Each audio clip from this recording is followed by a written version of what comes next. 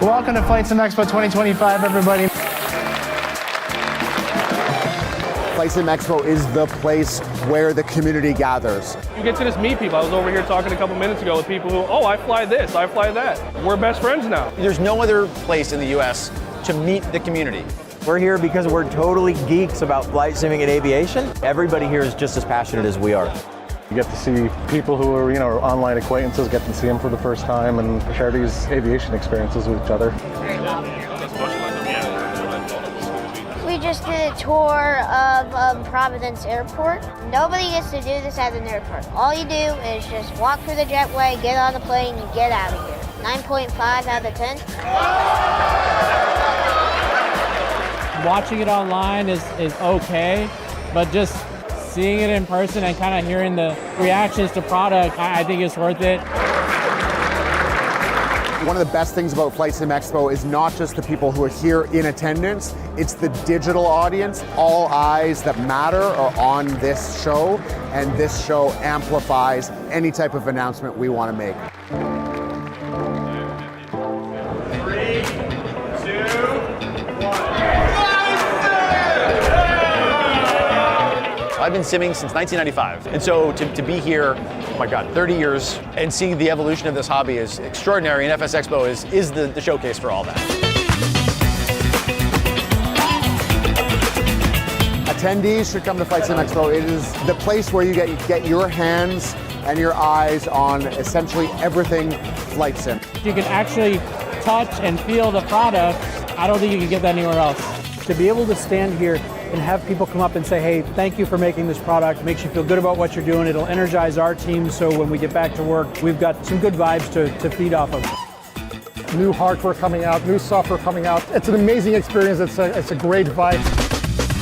The vibes are high this year. We are staffed up to the gills today. On a 1-7 right, clear for takeoff. We're showing what it's like to be a controller on the VATSIM network. I think just getting to have those conversations is perfectly rewarding. I also get to help connect people together. People come all over the world for your show.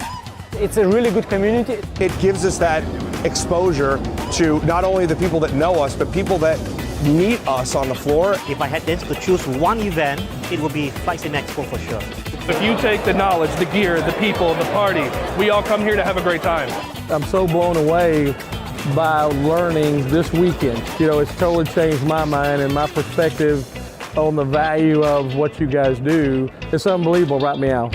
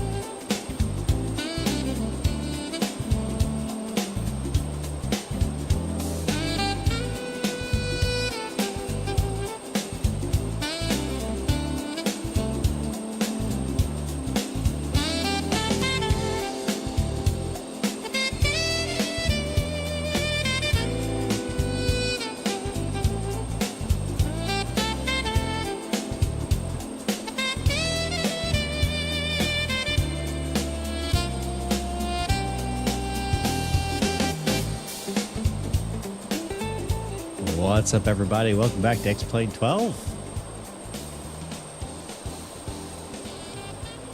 So, I originally planned to do Microsoft tonight, and I put a poll out there. You guys, originally when I put the poll out there, you guys voted for the 737, and then I checked it like 20 minutes ago, and y'all wanted the ERJ, but I was like, it's too late. I've already done the thumbnail, I've already done everything. We're gonna fly the 737. Which is good. But I just want to say, the percentages were overwhelmingly, y'all wanted me to fly X-Plane again. So here we are, flying X-Plane again. That's what we're doing tonight. Yeah, we're flying the 737. So we are flying part of the Mountain Wave FNO. This is a Friday Night Operations VATSIM event in cooperation with the Alaska RTEC and the Vancouver RTEC, VAT Canada and VAT USA, all coming together to make this happen. So,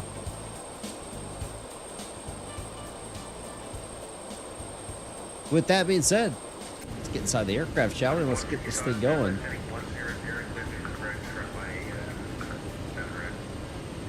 All right, so we've got pretty much the aircraft started and aligned, but we haven't done into programming. Actually, it's just more beautiful. I think we all agree. It definitely has its moments, for sure. Though I think Microsoft has its moments too. But I digress. All right, so let's talk about where we're sitting. We've got that battery powered on. We got our lights on. All that's ready to go. We do need to put in our reference airport here. We are flying with Alaska Airlines today, and we're heading down to Juneau.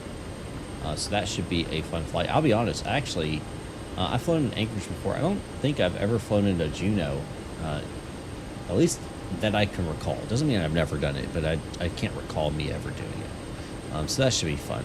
We're Alaska Airlines 2229 right now. Again, flying from Anchorage down to Juneau here in Alaska. We do have approach and center online above us right now, with the expectation that we'll have more stuff coming as time goes on. All right, let's talk about our route for today. So we're going to be 33 there, and why am I not getting any departure? That's interesting. Oh, is it doing that thing again? It is doing that thing again. Okay. All right. So we're doing the no wind 4 departure. What was my given? I received a PDC. No wind. Yeah, that's right. And then Kushi. I don't know. It's gonna be CUSHI, and then direct to our destination. So we're not doing an arrival. I don't know. Let's see. What are we expecting in Juneau? Oh, there's snow. Scattered 1400 broken. This will be a nice instrument approach into Juneau. LDA approach in use. LDA approach. Yes. Okay, we're gonna do an LDA approach tonight. Yes. LDAs are so rare nowadays. They're kind of like ILSs. Yeah, that's awesome. All right, that's gonna be fun. We're gonna be doing an approach I've never done before. Obviously, I had to study when I was doing my instrument rating, but yeah. So a LDA is like a localizer DME approach. It's pretty much like an ILS, but it's just using your localizer and then your DME equipment to know where you are on the localizer. So it's different than an ILS. You're not going to get a glide slope. You're going to have to do step down altitudes. Yeah, so this should be fun. Okay, so we're going to be doing the LDA. It's going to be X-ray. Let's see.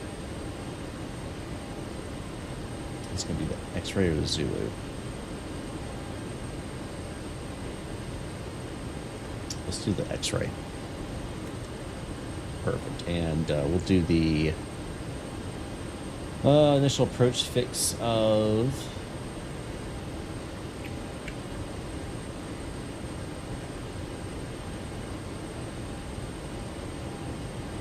what is Sisters Island? Is that not an option? Why are you not giving me that as an option? You want me to do... They're giving me the option of Berg, CGL, or EEF. CGL is... Okay. That's a back course. Let's do it. Yeah, I'm sure I'll probably vectors onto it, but let's do that. All right. Cool. So we got that done. Let's check our legs. Make sure... We'll leave this blank for now because we don't... Well... We'll fill it, and we can always expect to be vectored. All right. Yeah, that works. All right, we'll execute that. And our initialization, so we need to fill up our aircraft with fuel and everything else. We're going to start leg here. Fuel weight balance, payload. What have we got going on today for our payload? So our block fuel is 16,800. Insert that. Call the fuel truck on that. And then our payload today is 31. Oops. Payload total 31050. Okay. That's loading up. All right, perfect. So that's done. And then we can pull that information directly into here. All right, let's see what our reserve fuel is going to be today. 3.2. Cost index of 19. And 370 at, there we go.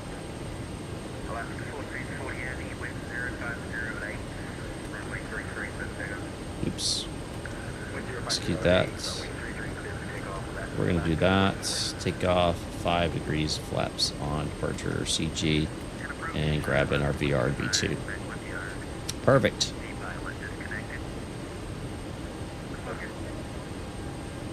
All right, so let's check out. Maintain 4,000, so we'll put 4,000 here.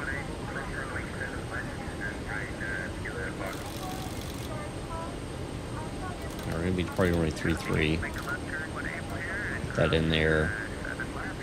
And V2 is 144, so we'll go plus 20, so 164 on that. That looks good. Let's go ahead and get our electronic hydraulic pumps, window heats, and probe heats on. And we'll go ahead and start our APU now as well. 1, 2, 3, release. Valve goes auto, APU bleed comes on, packs come off, wait that thing to pop online. We do need to get our right aft there so we can get fuel to the APU. All right.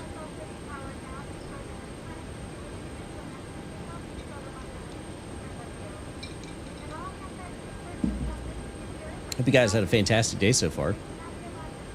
Been a great. Hopefully it's been a great week for you. Let's see, what is the current altimeter? So we're Tango. Current altimeter is 2979er. 2979er. Put that in here. 2979er. Put that in here. If you guys haven't already, go ahead and smash that like button. Really appreciate it. Helps with the YouTube algorithms and all that engagement and yada yada. Pretty excited. What you excited for, Delta guy? What's going on, Gussie boy? Hope you're doing well. Welcome aboard. Glad to see you here. Go and attach the jetway here. Ground service. We're gonna remove the chocks. As you can get disconnect, better pushback. We'll pre-plan our pushback here.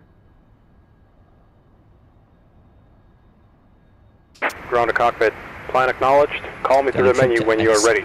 SXM on Monday. What's SXM? Ground to cockpit. Tow is driving up. Where's that at? What's going on, SNA Aviation? Hope you're doing well, sir. Or ma'am, I really don't know. Usually sir is correct based upon my information I have.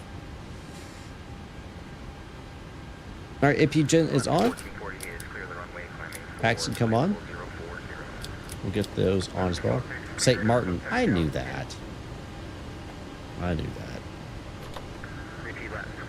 I should have known that, I should say.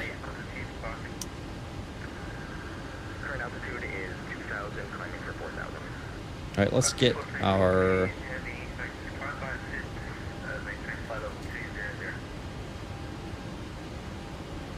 information here. Airport. Okay, all doors and hatches are closed. Ready to connect. Set parking brake. Oh, did I not have parking brake set? Whoops.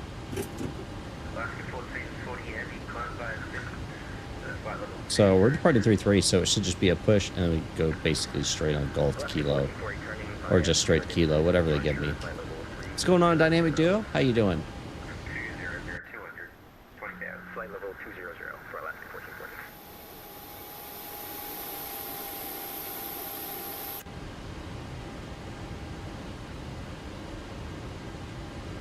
Alright, so that's all good.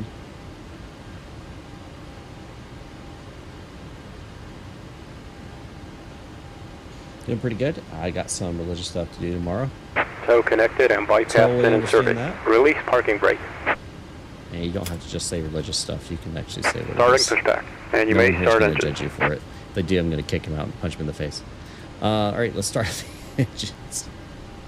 We'll kill off the backs here, and we'll go ground number 2.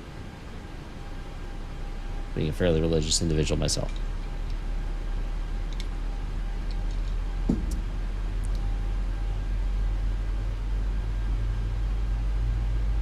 Bar mitzvah, awesome. That's awesome, man. That's a big day. Big day.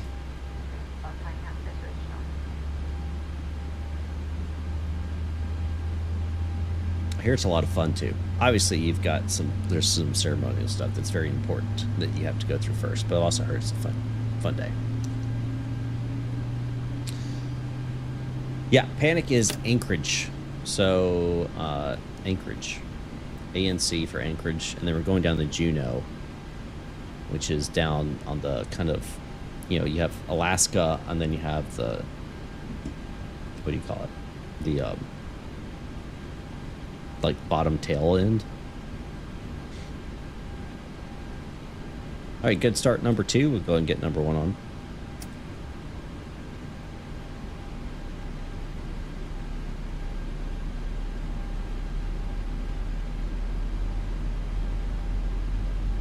What did you do over the summer? It's really nice. Awesome. Should we create the Alaska Milk Run? I'm not familiar with that. Operation complete. Set parking brake. All right. There's Disconnecting tow. Stand by. add fuel. What's the Alaska Milk Run? I probably should know that, shouldn't I?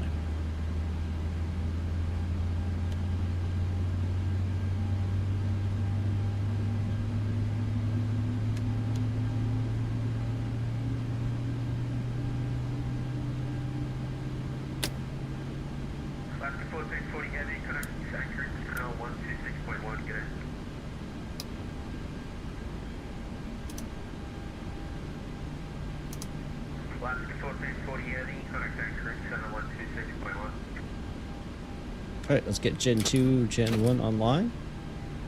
APB come off. Packs on. Tow is disconnected and bypass bin has been removed. Come off. Hand signal on the left. We'll Anti-collision see you lights next on. time and have a safe flight. Taxi turnoffs, logos.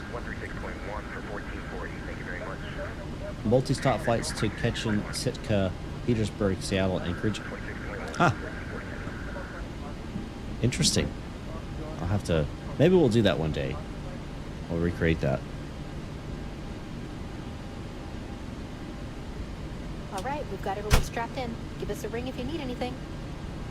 All right, let's contact Anchorage Approach. Let them know we're ready for taxi. Anchorage Approach, Alaska 2229. G'day, we're ready for taxi with information tango.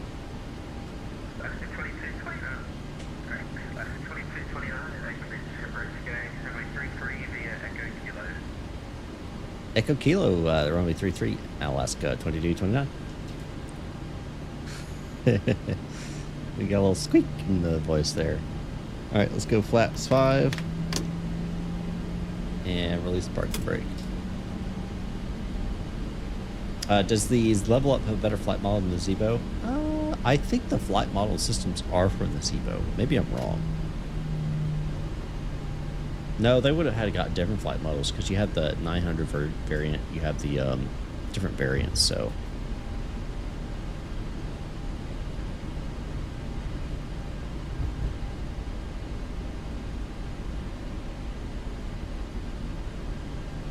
It's a good question. I really don't know. I haven't flown the Zebo since the LevelUp version 2s came out, so.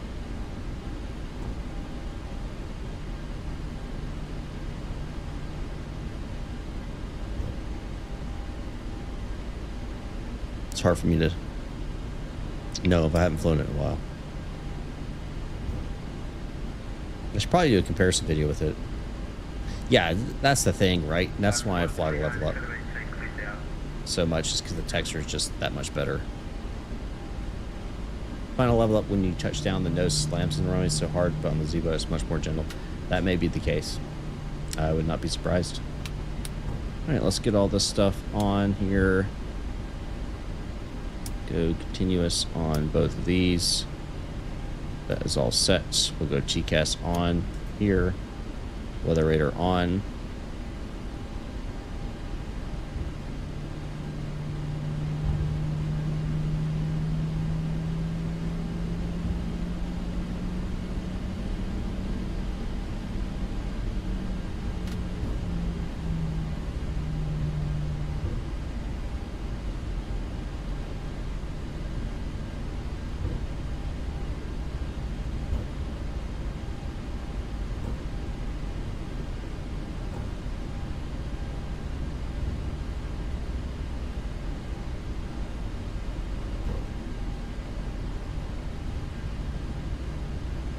Anchorage approach, Alaska 2229, ready for departure.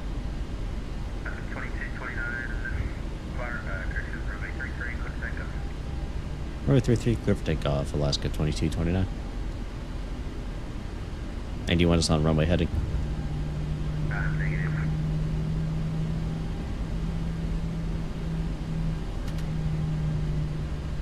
So it'll be RNAV then.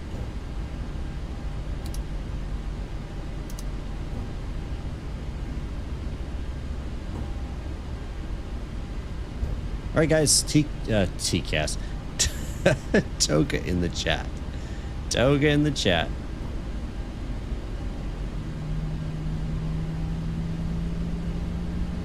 Right, there's 50. 33 on the ground, 33 inside. There's 50.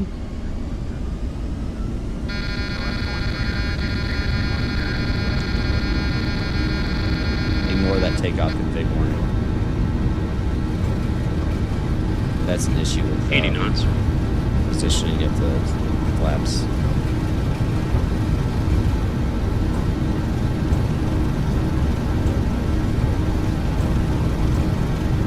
V1 rotate. Positive rate.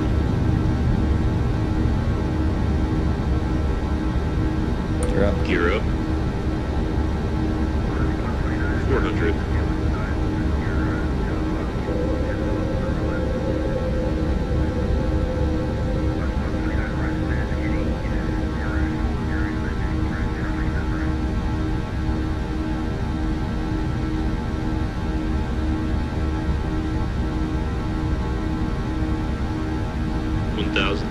Gear coming up.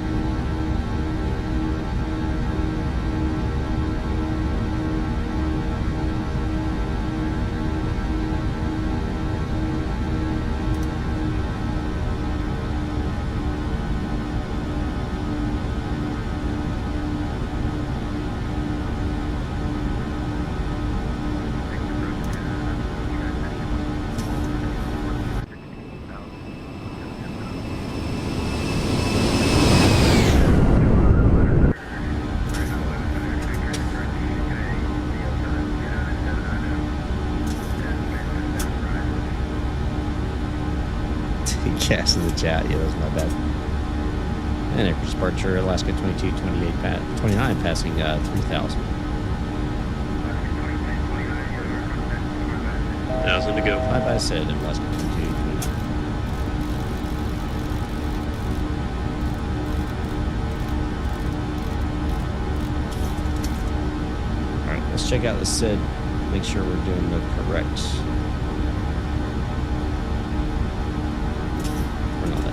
Part with a no-end departure, which max altitudes out at 200, so we'll set 200 in here.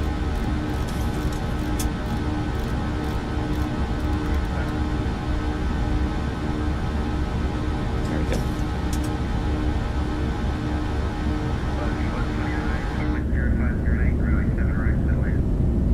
Nasty out there.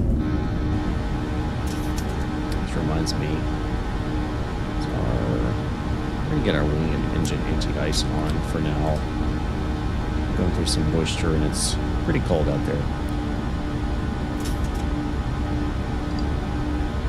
-7 TAT, so yeah, we definitely want that on.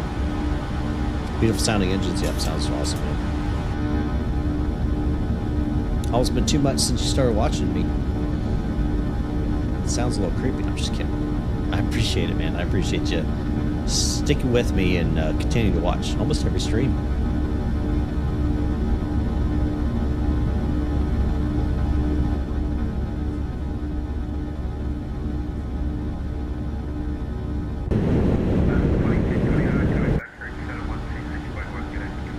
Code Anchor Center 126.1 for Alaska 2229. Thanks, see ya.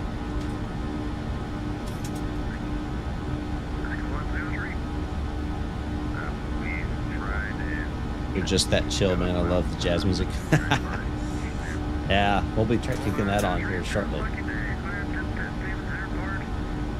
Yo, I've seen one extremely good Alaska. It's number 959 Alpha Sierra for the LUV2. What's this? This is number 594 Alpha Sierra.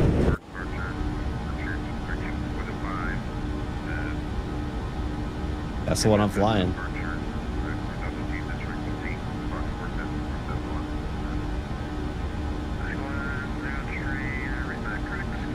Yeah, look at that. That looks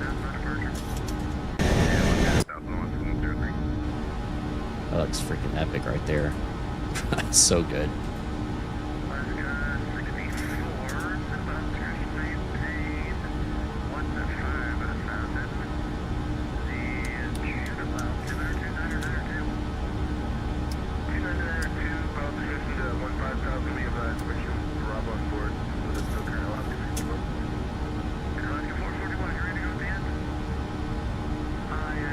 Try to get a word in here.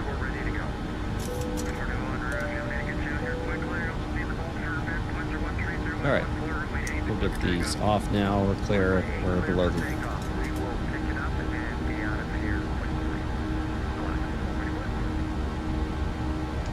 And Anchor Center, Alaska 2229, passing to 11,000.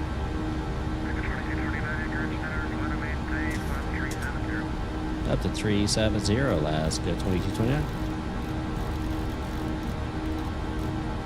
There we go, 370. We're on the way, folks.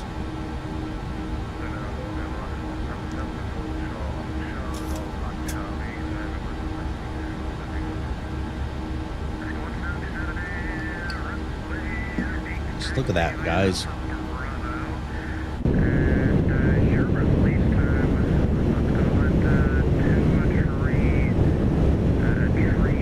Look at that. That's just so cool looking.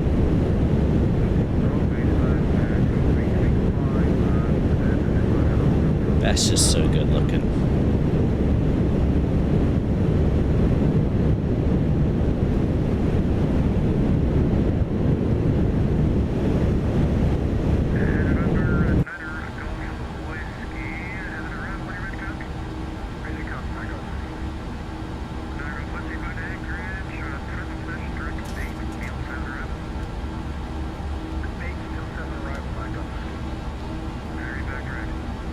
About to go into this cloud.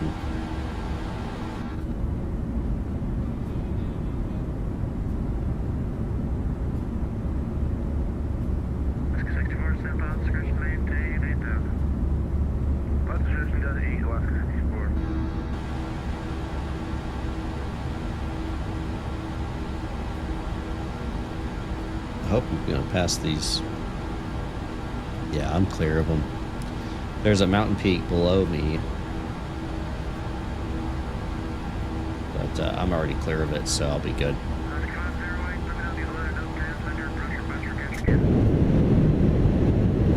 You can't see anything because it's cloud right now. Oh, we're breaking out. Breaking out. It's snowing. It's snowing. It's just because you're going so fast through it.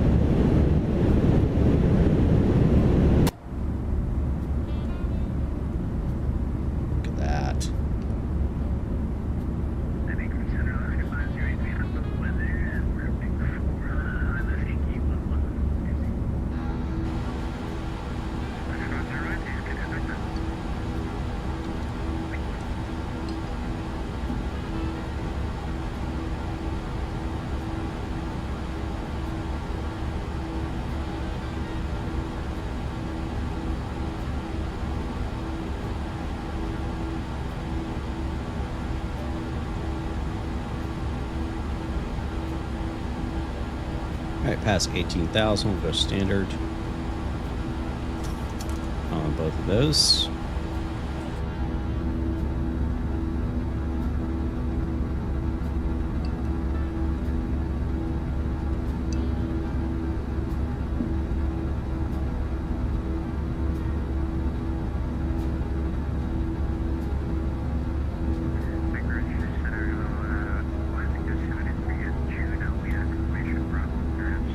That's where we're headed to.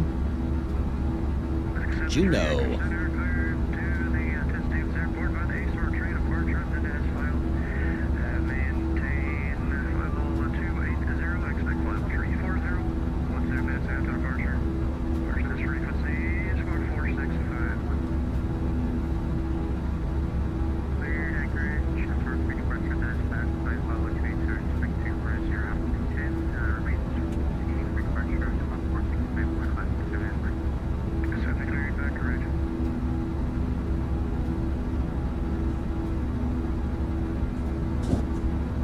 Getting pretty warm. You mean warm? Warm in New York?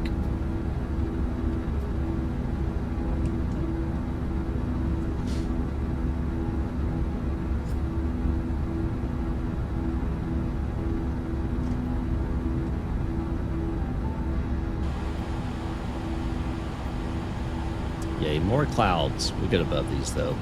Eventually. Eventually we'll get above these.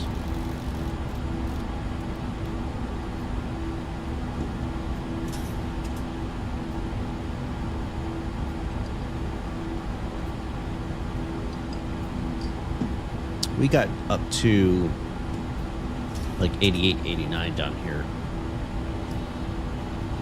last week. And then we got hit by a cool front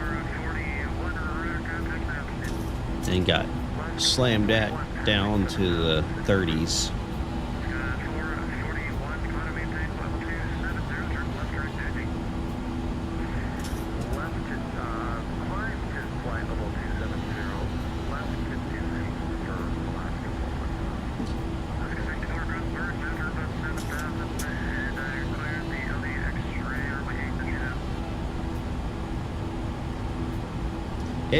Yeah, there's plenty of liveries out there, though. There's a lot of liveries out there now.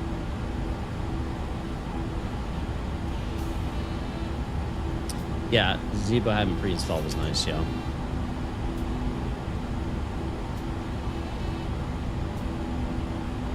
That is true. Look at this flyby, guys.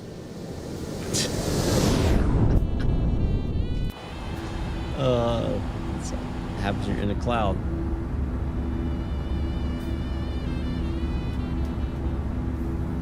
Can't see anything.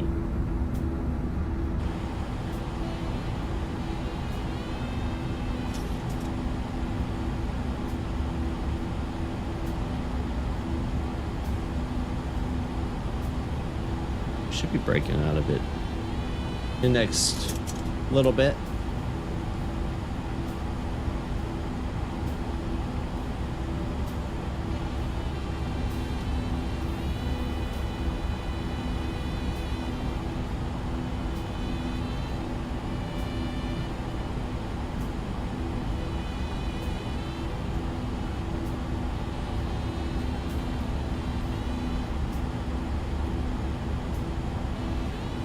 There we go. Found me on Volanta. Yep, definitely on there. I'm also on VATSIM Radar or any of the other ones.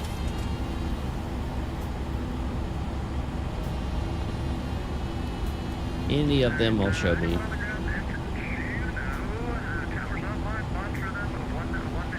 Yay. Happy to hear that. That would give us some ATC size center.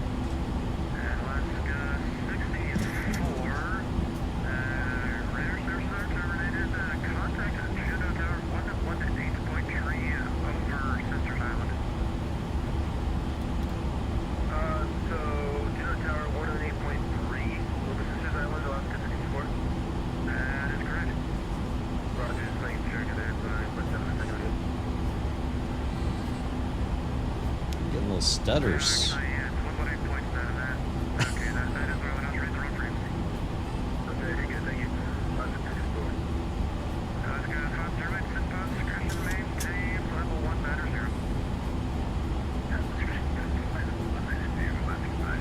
All right.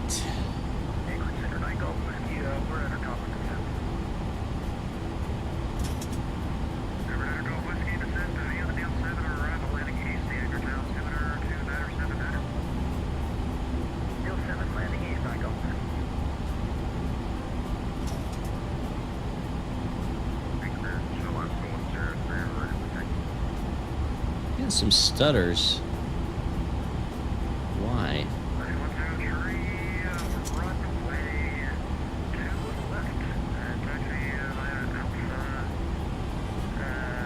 Nothing's peaked out.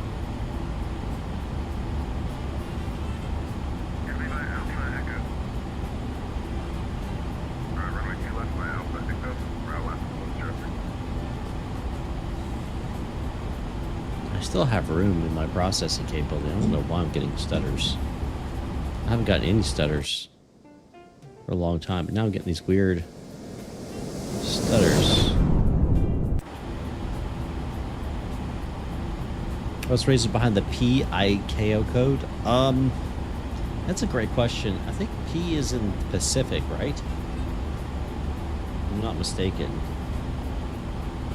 Yeah, it's like, you know, Hawaii has P's as well.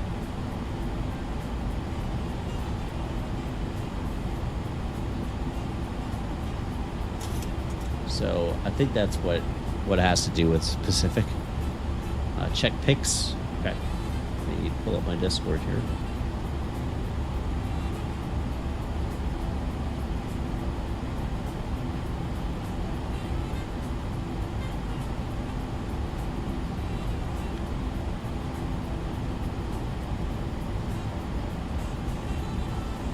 $25 SPX like 12.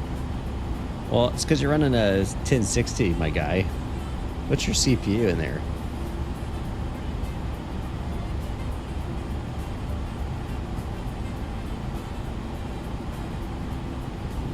You gotta get better GPU. It's just that simple. Ryzen 5 5500.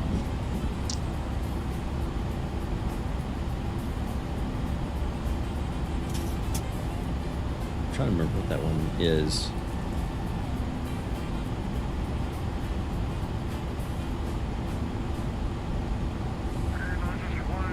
Yeah. I would get a, if you can afford it, see, that's AM3, right?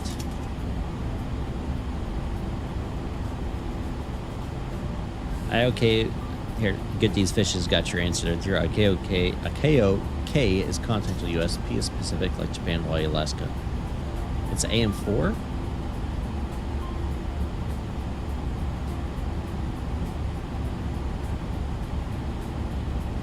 Oh, it is AM4, okay. That's right, AM4, not AM3. I don't know, because AM5 is the latest. I would get...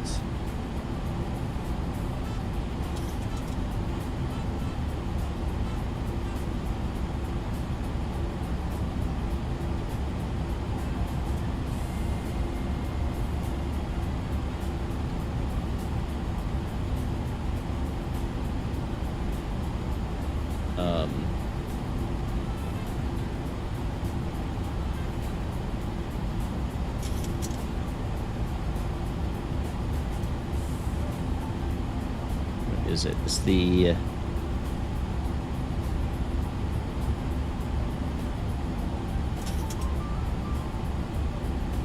yeah, exactly. The 7800 X3D is sitting there because the RAM price is ridiculous. Yeah, that's true. But AM4, the AM4 variant, you can get the I think it's the 5500 X3D.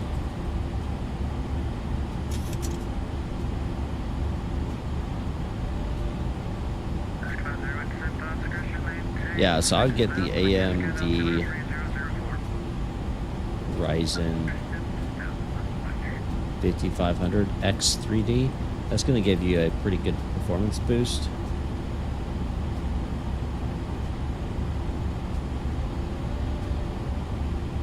So of course the 5800X, but the 5800 I think is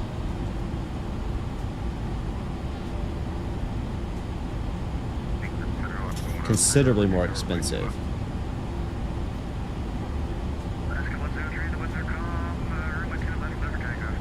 But you already have the 7800X 3D, so, but you need, and because you haven't replaced the motherboard, don't you? What are you replacing the GPU with, though? Because you need to replace that GPU. That's what's holding you back pretty hard.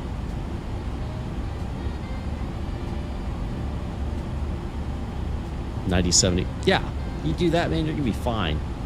You just got to get that RAM,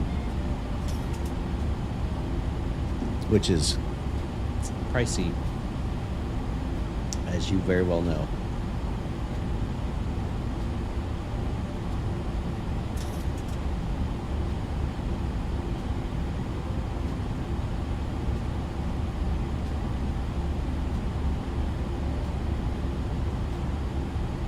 $25 FPS at 720p. Oh man. Ouch. But you can't run Microsoft at all, though. It doesn't meet minimum specifications for them.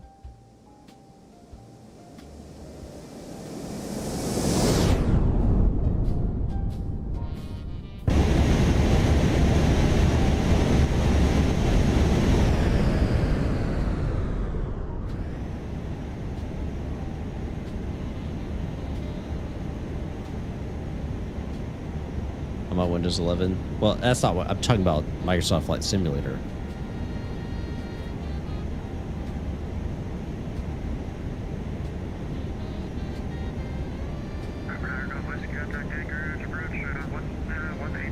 Your CPU meets the minimum specifications, but I think your GPU doesn't. Micro slop flights. Oh, jeez. Shots fired.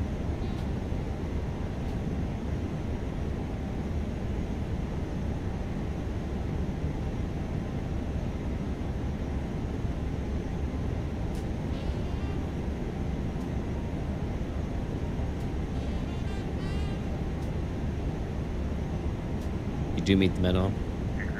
Minimum's a GTX 970. Good grief. You probably have to have everything on ultra low if that's even the thing. I don't think it is. Low is the thing. Ultra low is not.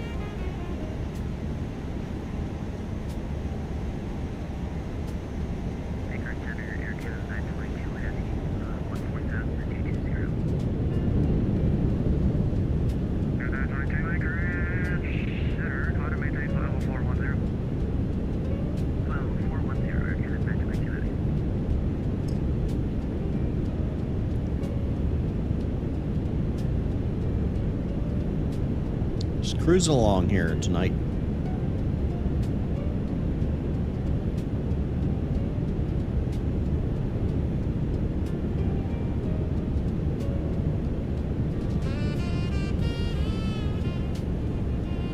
I think I saw the wing lights on. I do. That's not necessary.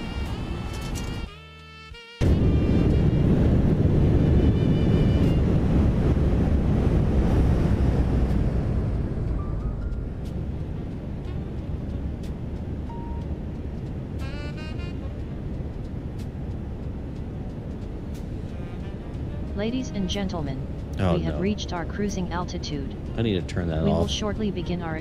It's like an automatic thing.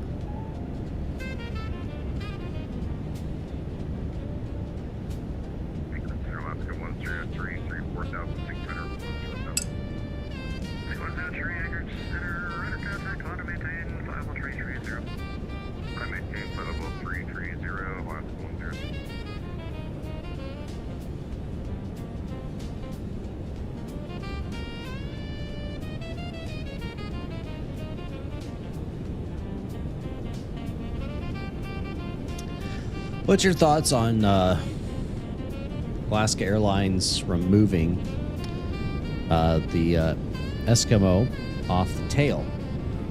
Do you think that's the right decision? Of course, they're not replacing it on like ones that are currently painted, but all the new aircraft, the 787s and stuff, they're you know, doing the Aurora theme. Geez, am I the only one who talks, or am I a yapper? You're not the only one who talks, but I appreciate that you're talking. Otherwise, I'm just sitting here talking to myself, and that is no fun at all. Ladies and gentlemen, if you would like to land safely, hit the like button. Oh gosh. Oh, jeez.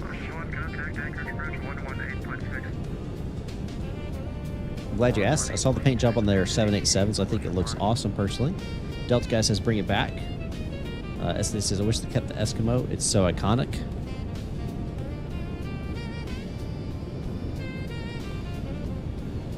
I would get the 9070 XT, but money, so 9060 XT is safer bet for me. Money is always a factor.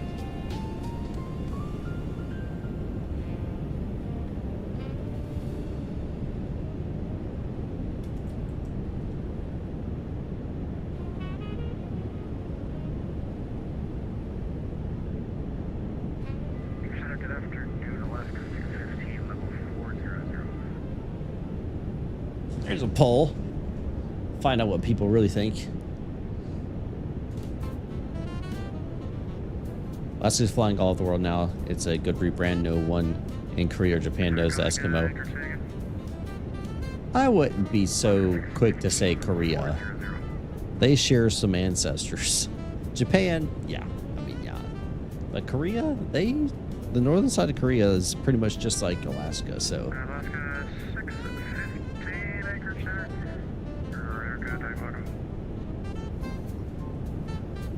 But yes, them going all over the world does bring it to the fact of, you know, they're not flying just in Alaska anymore. They're flying all over the place. I always thought that was one of the issues you always get with airlines, right? Think about it. You know, you have Southwest.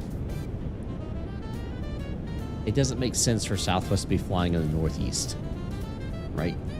If y'all remember Northeastern Airlines, it used to be a thing. Not Southeastern, Northwestern. Like, there used to be these airlines that were all designed around regions or areas. And now, you know, they've all been bought up or they sold out to whatever. Delta owns a good number of them. American owns several of them.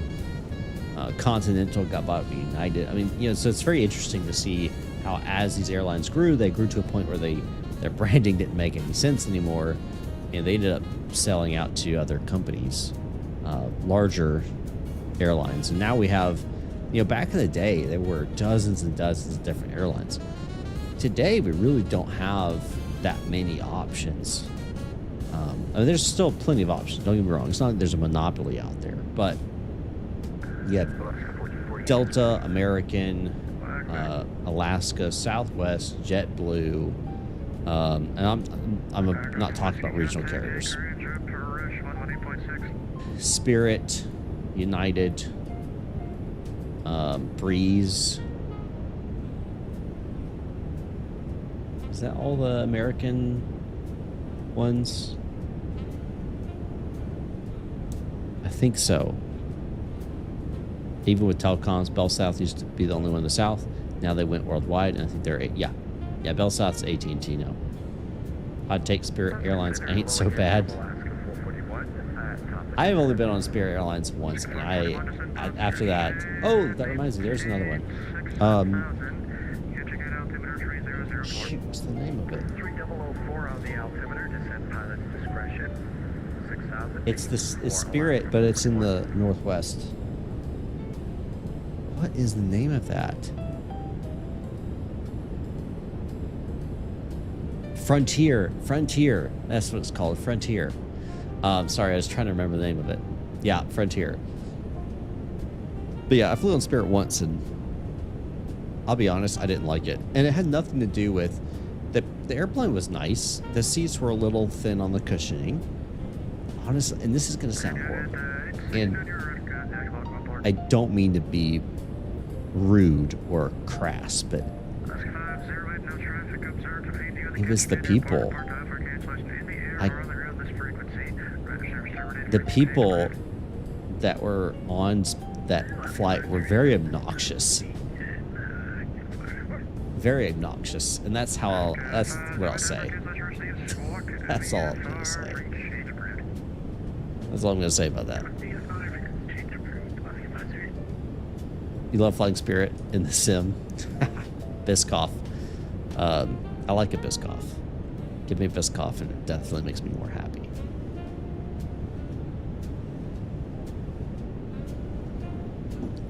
But I've flown on Spirit. I have flown on American. I have flown on Southwest, Delta. I flew on Continental back in the day before it got bought up by United. I've flown on United. I've flown on US Airways before they got bought up by American. Who else have I flown with? I'm not talking about regionals. Regionals, I've flown Republic, Mesa, Endeavor. On American flight, a lady actually spilled some ginger ale and went down the aisle and hit a woman's foot, and she freaked out. She was yelling. Why are people so weird? I don't understand it. I don't get it. I flew US Airways when I was younger. LaGuardia to wherever Columbus, Ohio, ICAO is. I can tell you what it is. Wait, Columbus, Ohio, that would be KCMH. Is that right? I think it's right.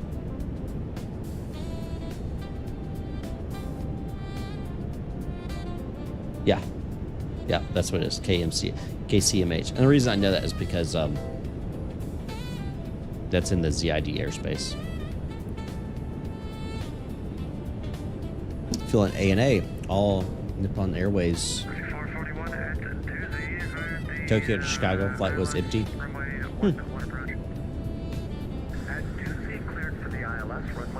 I mean, on an international flight, I will take an empty flight. 1,000%. I would pay extra. Give me a full row and let me lay out. Like, I don't do well on long flights sitting in a seat that's, you know, I don't sleep well on planes. Some people can just, you know, completely out. Not me.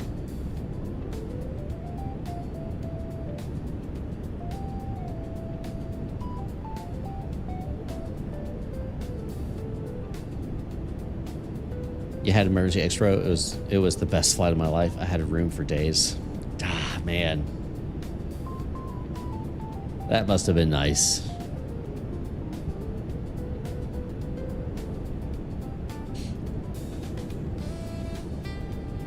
That must have been nice.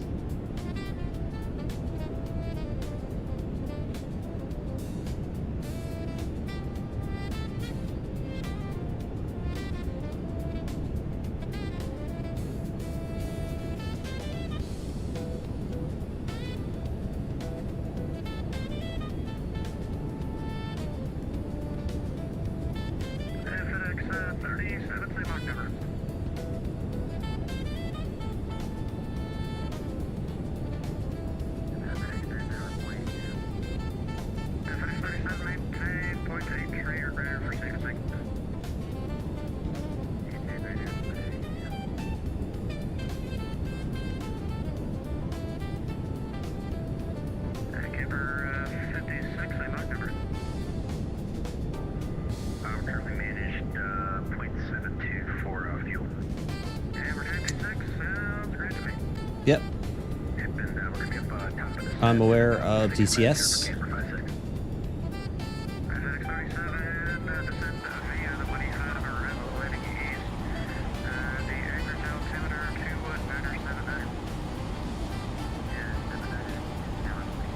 Very cloudy up here.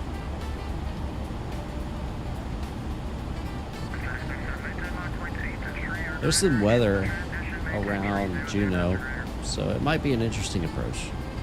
Your SU-26 just shot down 6 F-16s in a row. You still goat. They were just bad at the, yeah.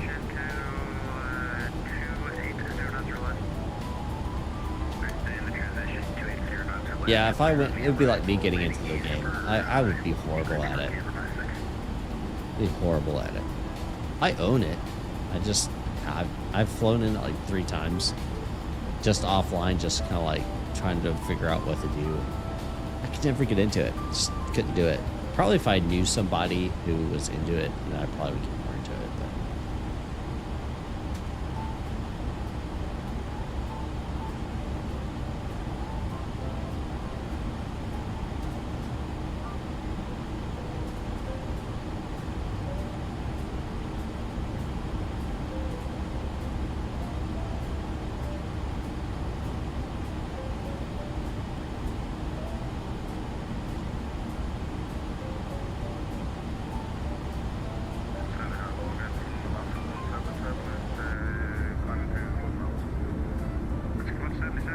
I like how they finally, I mean, these clouds look great.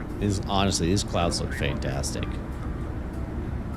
I'm glad they finally started intermixing these clouds. It wasn't just all puffy or all, like, they started like mixing clouds in. You can see how it's like kind of different clouds mixing.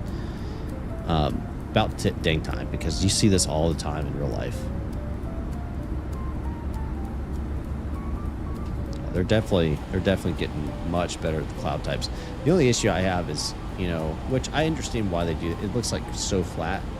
As you get closer, it'll like kind of, you know, become less.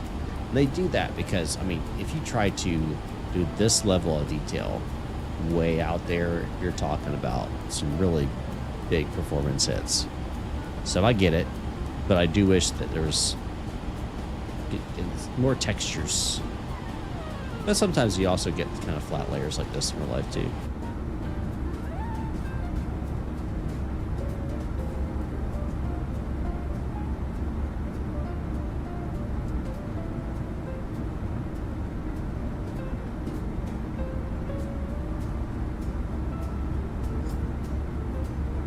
If you guys haven't already, go and smash that like button for me. We really appreciate it. Helps with the YouTube algorithm and all of that.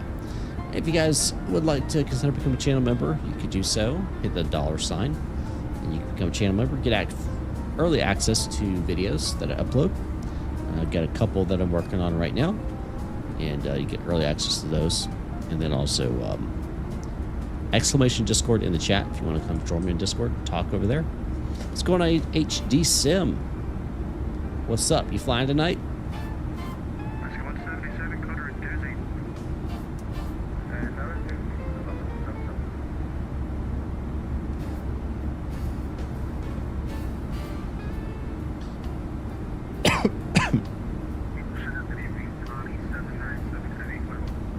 Sorry about that. Chris, thanks for the subscription.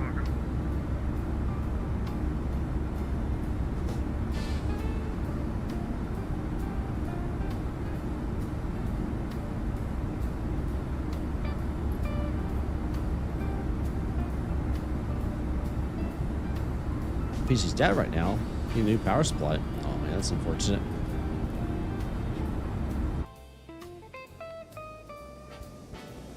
That just means you can hang out with them.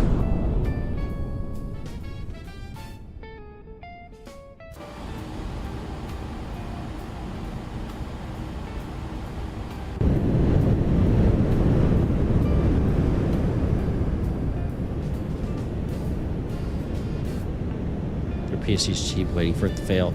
Yeah, that's one thing you probably shouldn't skimp on.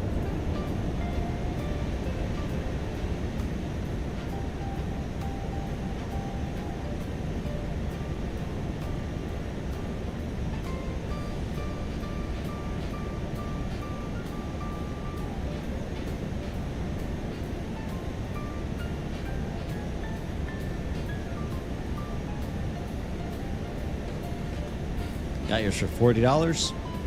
Yeah, well, used might be different, but like generally all my power supplies are at least $90 or so. Even like the lower powered ones that I'm building stuff with, I still go for the better ones. I've never, knock on wood, had a power supply fail in one of my computers.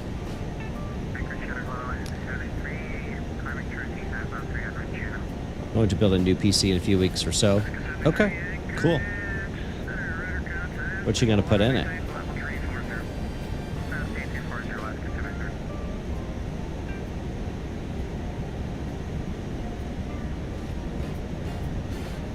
My PSU, it is a Corsair 1250 watt, or maybe it's just 1,000 watt. I don't remember. I've had the same power supply for almost 10 years.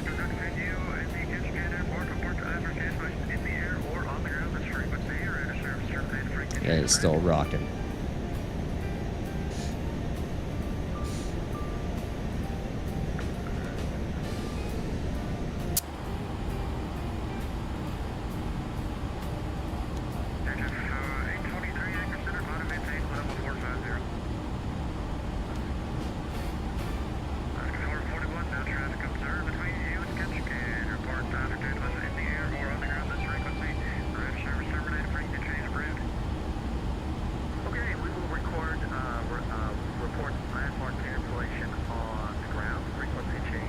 That doesn't make any sense to me. Hold on.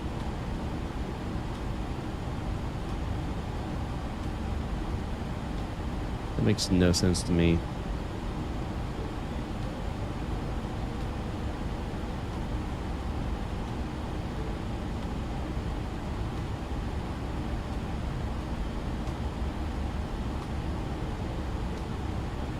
$7,000.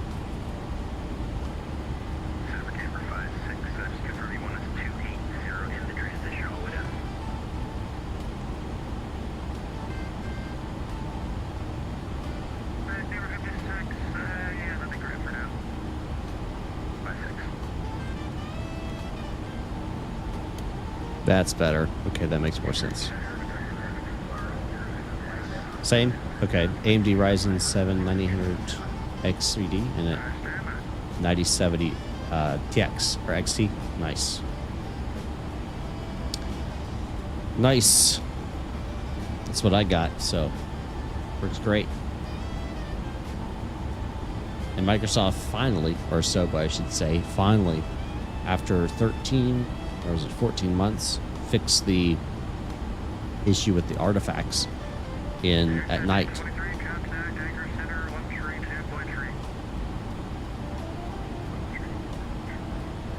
So that's nice.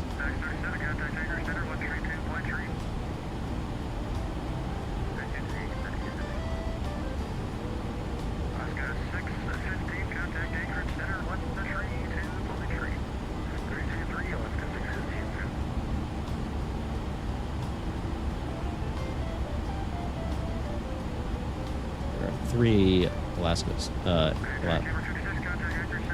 anchor centers on.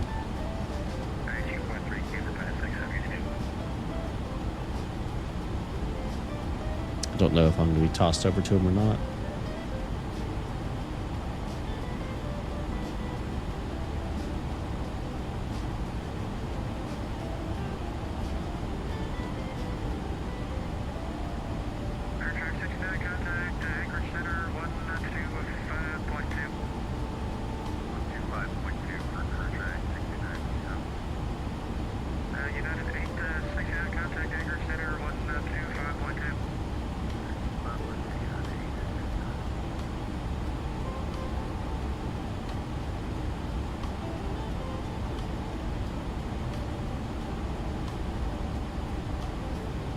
Splitting up the airspace.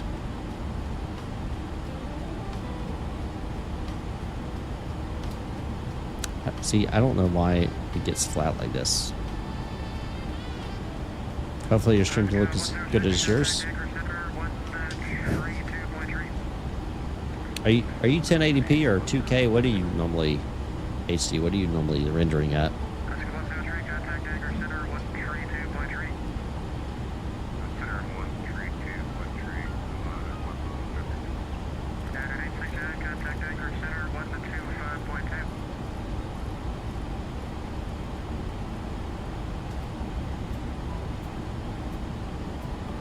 $2K? Yeah, that's what I do too. And I stream at 2K as well. That helps with how it looks on the viewer's end. Let's actually see that true resolution instead of it being compressed down. And then making sure your bit rate's high enough. Which right now I have mine kind of compressed. I'm only pushing out at 8 megabits per second. I really should be pushing out at least 10, but I was having issues with my internet, so I was, you know, trying to conserve a little bit.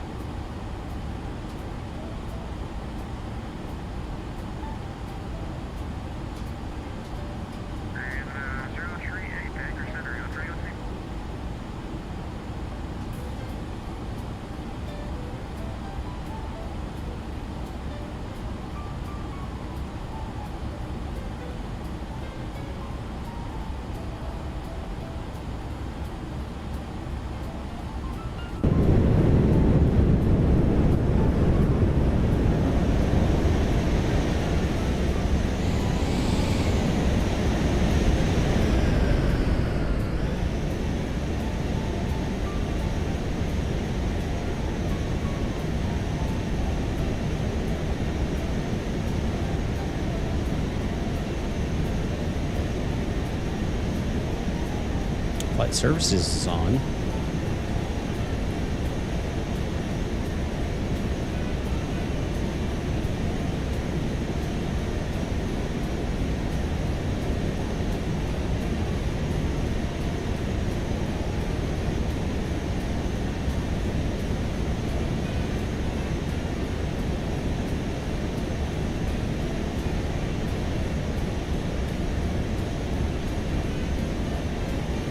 We'll start our drop descent here in not too long, probably 5 minutes or so. Your airspeed is 1K up, 1K down. Talking about 1,000 megabits per second up, 1,000 megabits down. So no issue there. Yeah, so 1 gig up, 1 gig down. I would push out 20, honestly. Do a high bit rate, man. You can handle it. Because the rendering's not really going to change on your end. You're just going to be able to push out a higher bit rate. Around 240 down, 330 up. I am supposed to be on 1,000 down, and I think it's 75 up. But it's hit or miss on the left speed.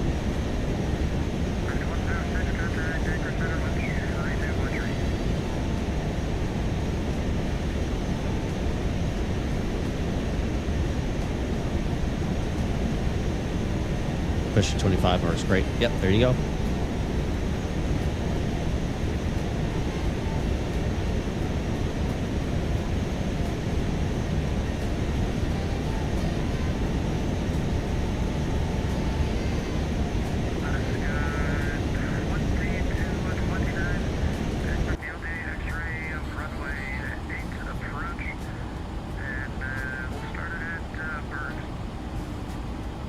All right, we'll spec the LDA X-ray approach from Bergs for Alaska 2229. That's what they wanted. Bergs, please. And we're going to be Bergs. So Bergs, 7,000.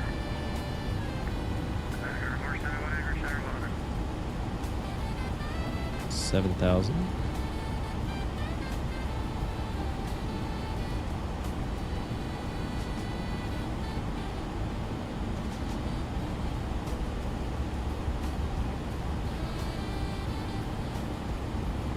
I spare with X-Plane streams, but to be honest, no one watches. I usually do 6. Yes, should. He's from ZID. He's just up here helping him out.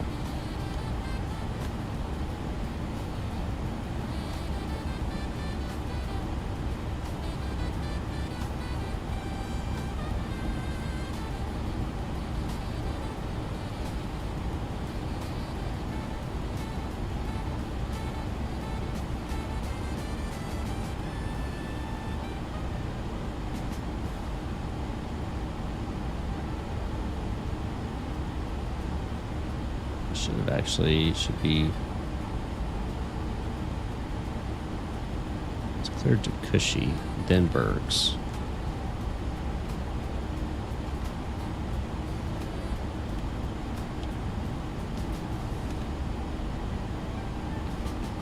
In Anchorage Center, Alaska, 2229. You want to go direct Bergs now?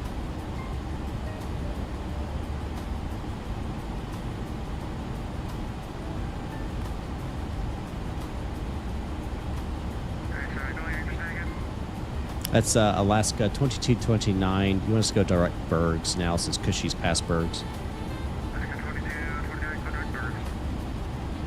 Clear direct Berg, Alaska 2229.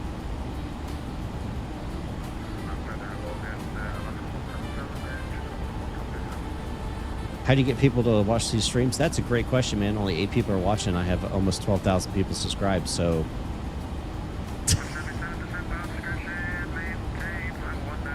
I should have way more people watching.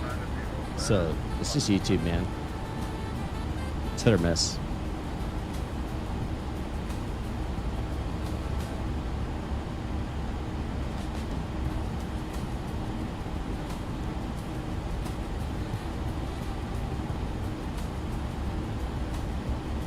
All right. Enjoy dinner. I hope you'll come back. And Anchor Center, Alaska 2229, reaching our top descent.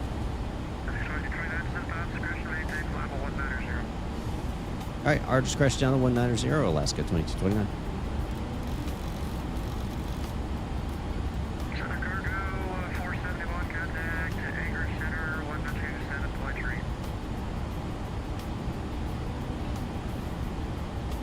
Pasta with meat sauce. Anyways, bye. See you, man. Alright, so we're going to be 109.9er and our 09.9er. Switches both of those to ARM. Alright, so we're going to be doing the LDA X-ray runway 8 approach. We got 109.9 up. We're going to go 71 in the course. 71 in the course, we'll do both sides. 71 in both. So we'll redo by Bergs. Bergs direct to Sisters Island to Lens to Barlow. And we're going to be at 3,700 feet at Barlow, 3,200 is our MDA. Oops. We'll confirm that down here. Yep, 3,200 is our MDA. So we go over here to our minimums. We'll go to barometric, and we'll get this thing all the way up to 3,200.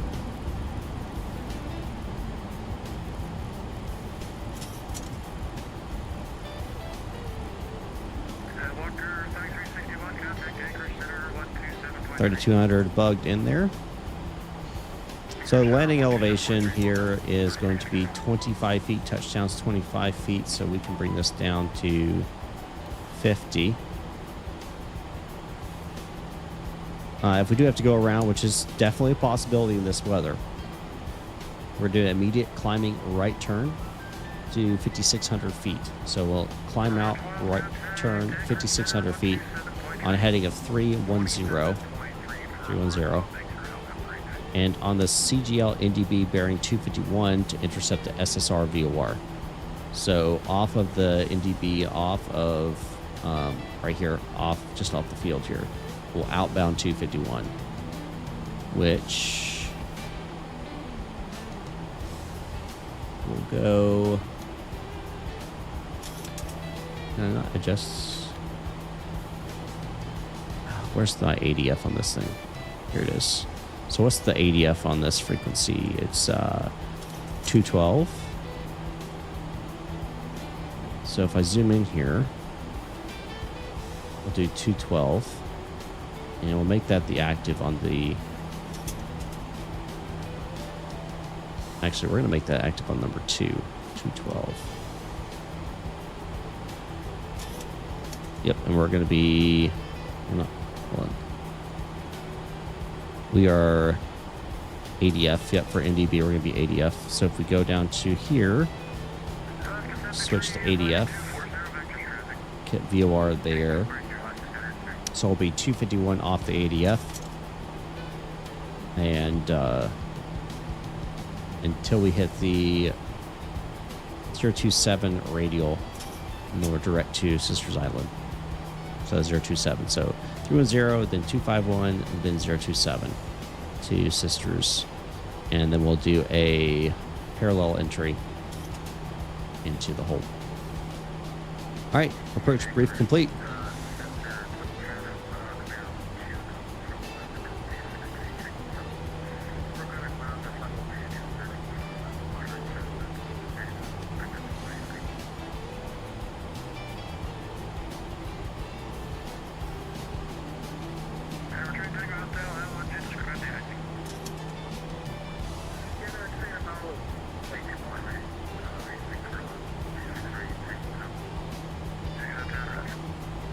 Is that rhyme icing? What? I think we did a 10-second lesson on AFs during my instrument training. Yeah, you have to cover them, but they're almost all gone. But I know the basic principles. Obviously, being an instrument pilot, you have to, right? So I know the basic principles, but I mean, I'm definitely not an expert at it.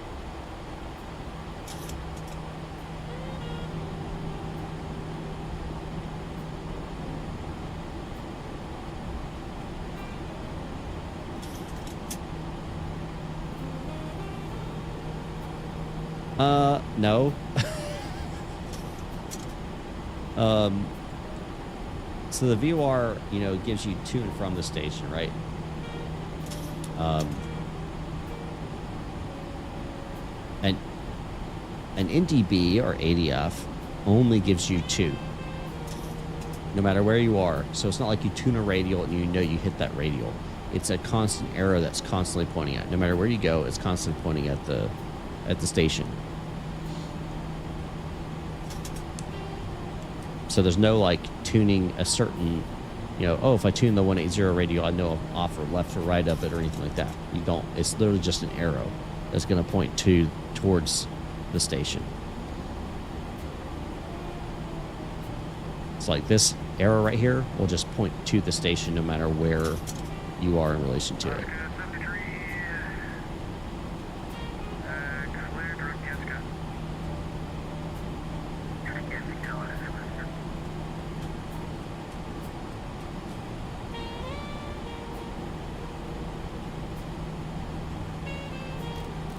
All right, about to hit the clouds, guys, and we may not poke out of them until,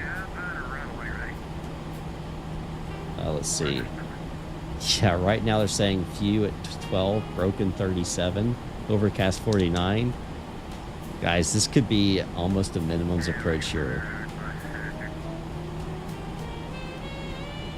Because the minimums is 3,200 feet. MSL, which is basically AGL. It's 25 feet difference.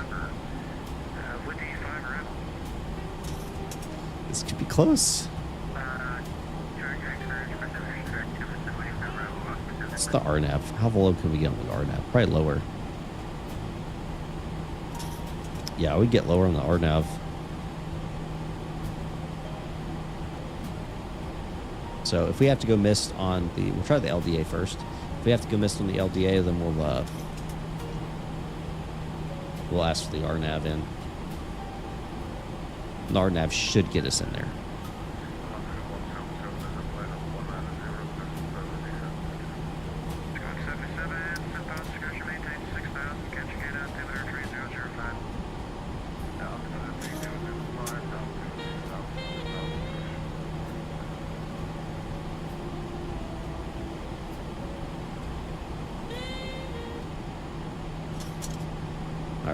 let's get to focusing here. This should be an interesting arrival and approach.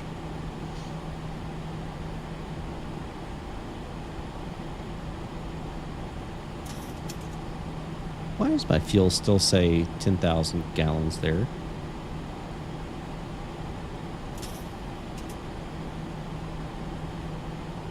I definitely used fuel. It's like it didn't use any. That's interesting.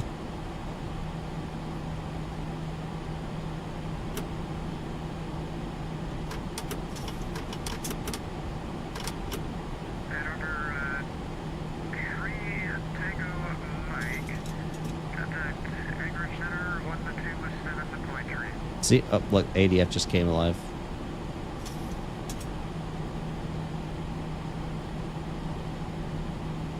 Wish I could tune the...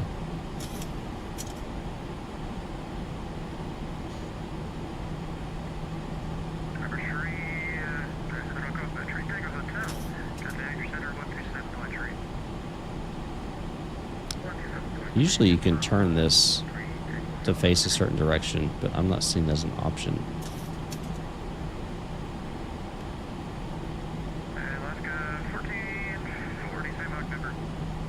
Put ADF on my MFD. Yes, you can. Hold on. I'm trying to remember how to do it. Oh, gosh.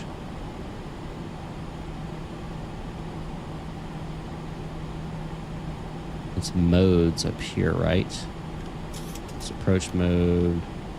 Right under radio at the barrel knobs.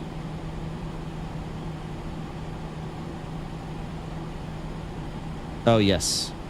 Yep. ADF 1. Yep. But we're going to keep VOR 1 there. We'll put ADF 2 on here. 1,000 to go.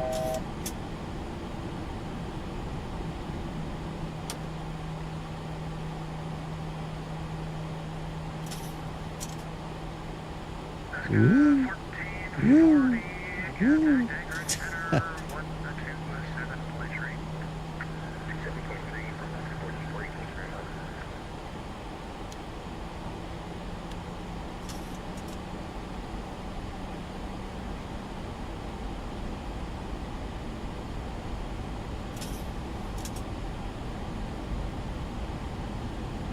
It'll stabilize once I get closer to the station.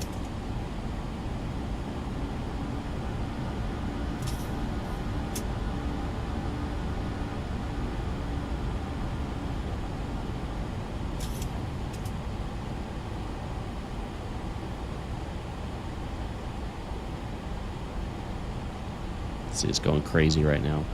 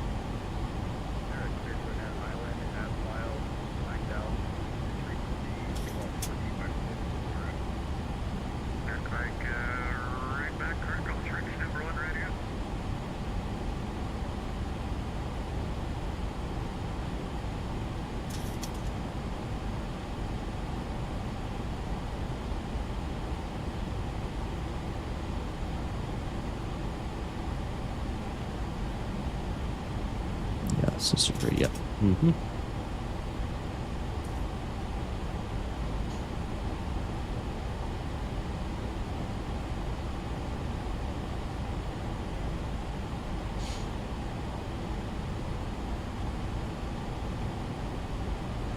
See how it's starting to stabilize some as we get closer.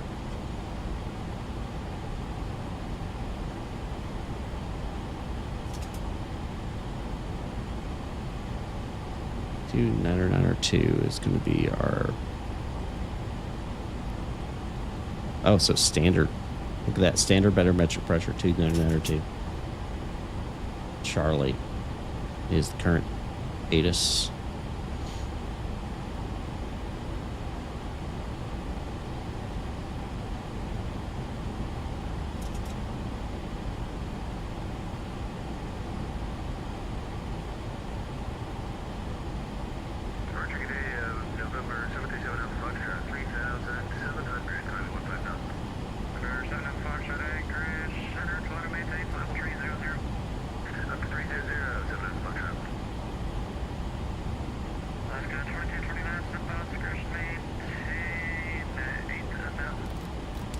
All right, pot discretion down to 8,000 for Alaska 2229. All right, we'll go put 7,000 back in here.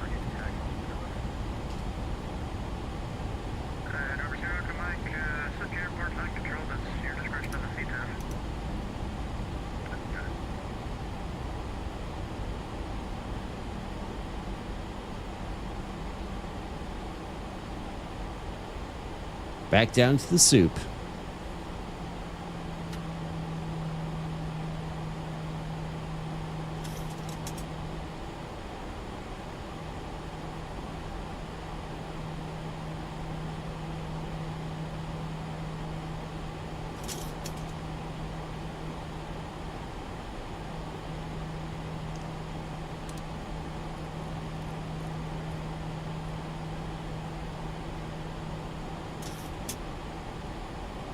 Okay, so Juno Tower is going to be on 118.7. So we can put that in to our standby. 118.7. So we can easily switch over to them for communication purposes once we get on the approach and final.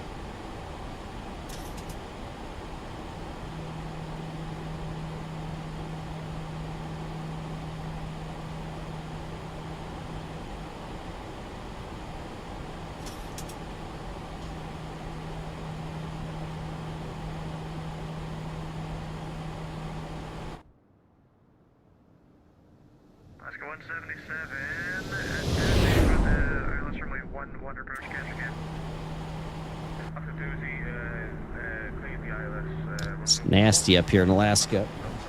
Nasty weather right now.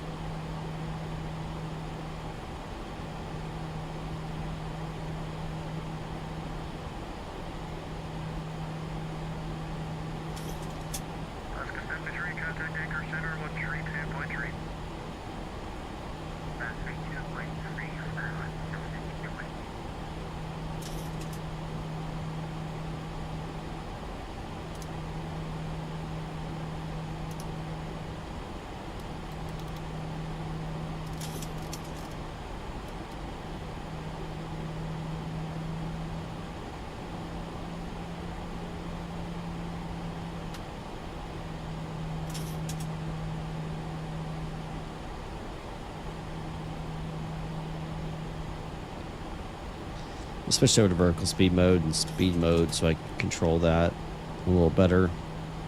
I don't want to get too slow.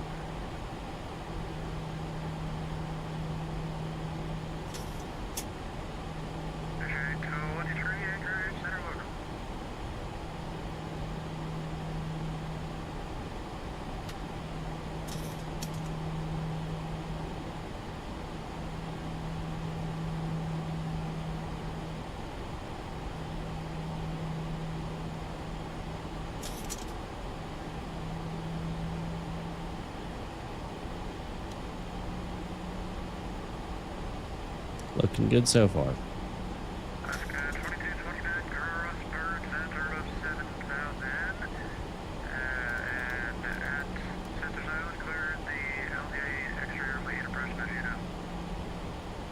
right, at Bergs at or above 7,000 at Sisters Island cleared the LDA X-ray into Juneau for Alaska 2229. What's going on, info? How you doing?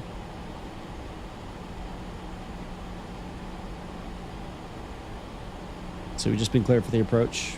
And again, we're doing an LDA approach. For those who are not familiar, it's basically like a localizer approach using DME. Yeah, I mean, that's pretty much the easiest way to describe it. It's not exactly that, but it's kind of like that. It's going to be off. So, like, we're flying a course of 71, but the landing is 03. I think it's 03. 03? 08. So you can see, like, it's not exactly aligned. So that's why it's not a localizer. It is a almost like an offset localizer.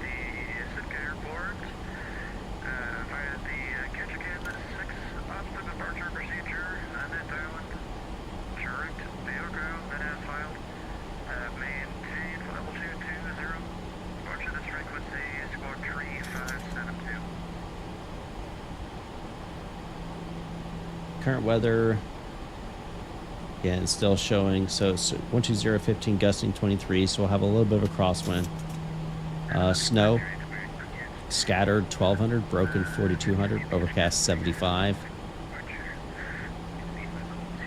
0 degrees temperature, dew point -1. So if you know anything about weather and aviation, that screams fog and, you know, in this case, almost ice fog. LA approach in use. Landing departing runway 8. Advisory of information, Charlie.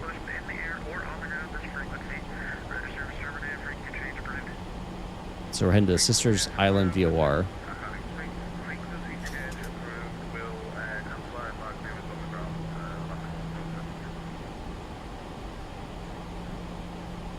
It's about past 10,000 feet, so we'll get our landing lights on. Wing lights on as well.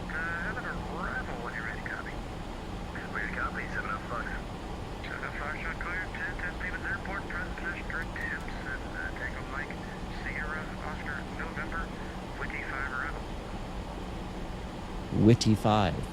Oh, that's so witty. All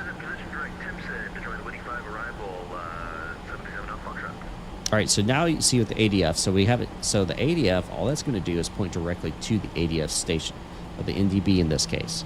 So our NDB is right here, Coghlan Island 212. That's this guy right here. And we should, we listened. Can we not? I guess we can't listen to it.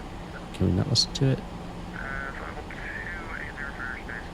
9192 marker. Yeah, we can't listen to the ADF. That's unfortunate. But normally you can listen to that Morse code and identify it. So yeah, the ADF is pointing just directly to it. And the reason why that's important is because on our departure, if we have to go around, we have that go around of saying we're going to be on 251 from that station. So we have to basically reverse of where this arrow is pointing.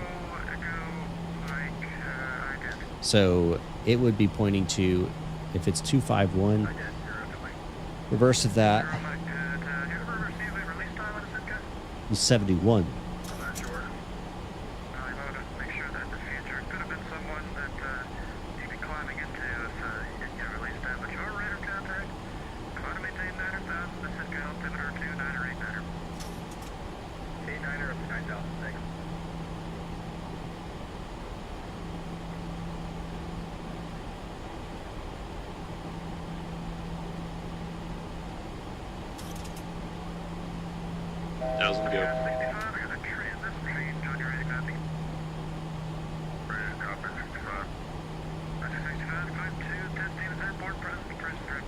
Still can't see the airport.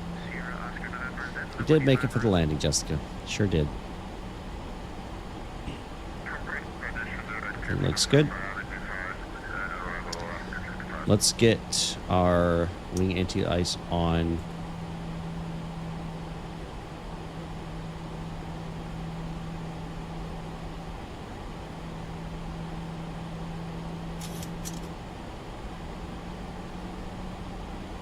And we'll get our engine anti-ice on as well, because we're going to be in icing conditions. We're below 0 Celsius and above 10 degrees, negative 10 degrees Celsius. We're in moisture, So that screams icing, icing, icing. So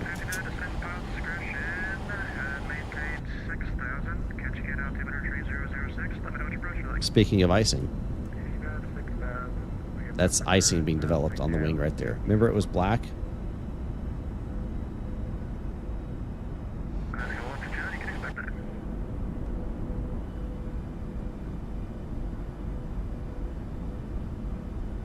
If I remember, it was black. Wasn't it black?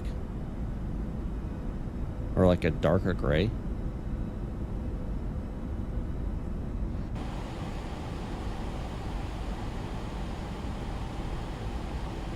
It wasn't black, but it was like a darker gray.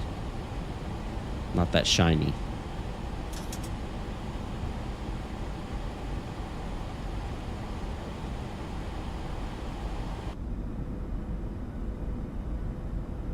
But yeah, that's snow that we're flying through right now.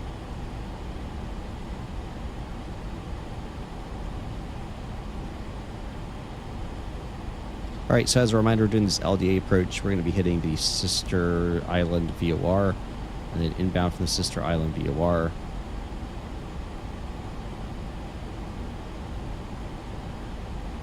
To Lynn to Barlow. At Barlow, Lynn, we're still at 7,000. Or no, Lynn's we're at 5,600, sorry. So Diebold, 6,300.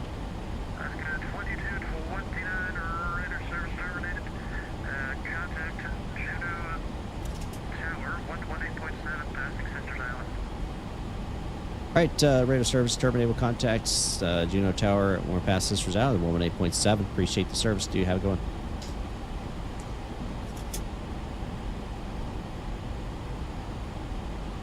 All right, so we'll switch over to Tower.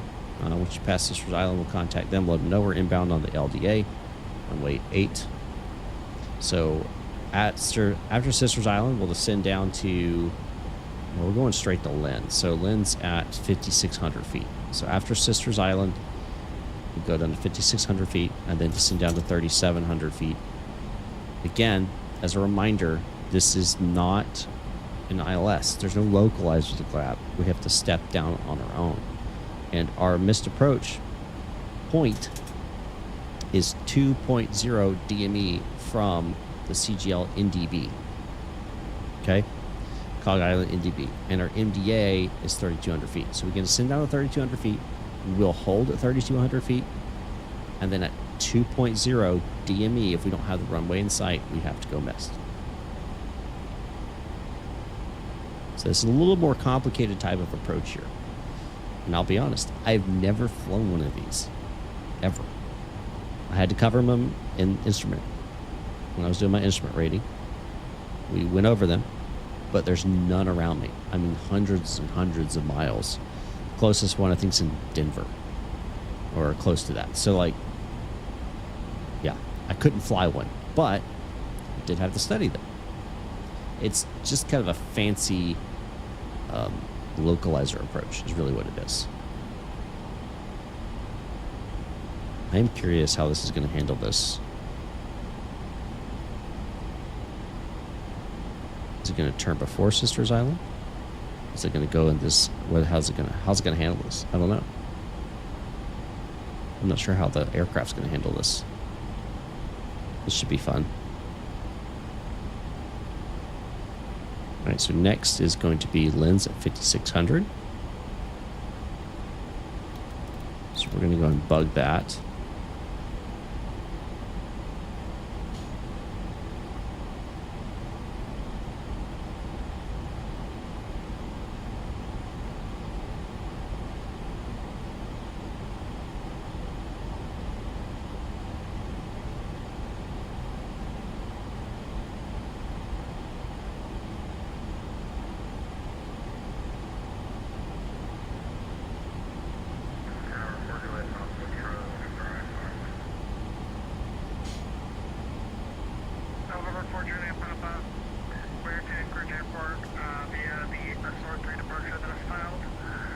So it's going to turn left.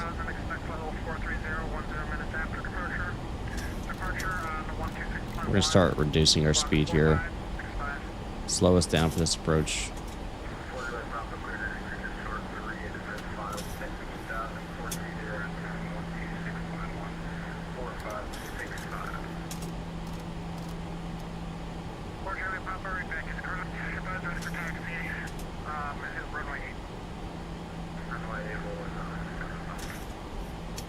Juneau Tower, Alaska 2229 over Sisters Island, LDA runway 8.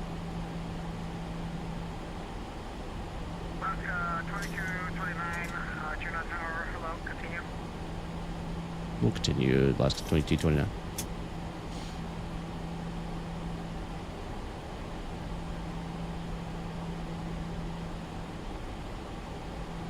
To go.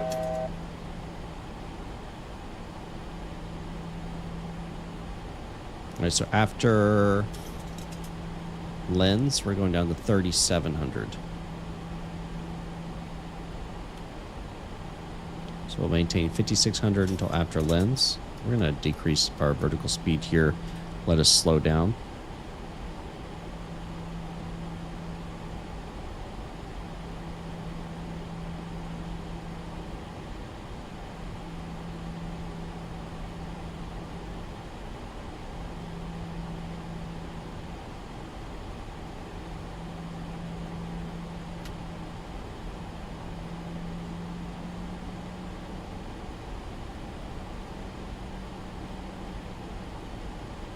Get our rate landing here. We'll do 30 knots, so 140 or 30 knots of flaps, 30 degrees of flaps, 144 on the speed.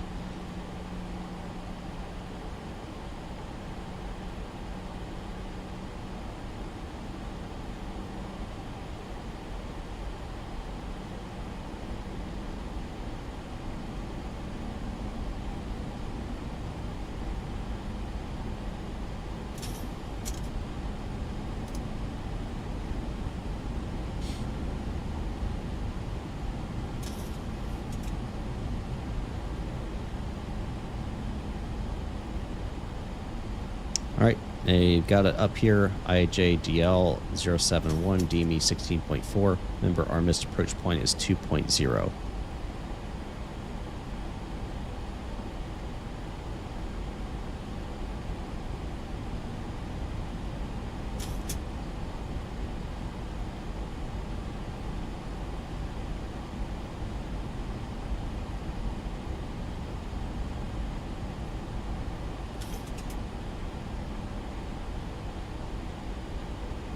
All right, so next step down will be 3,700 feet.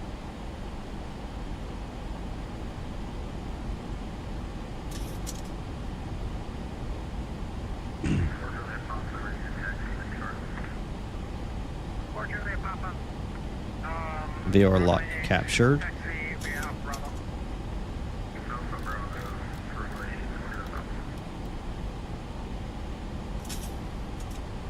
And we'll start our vertical speed down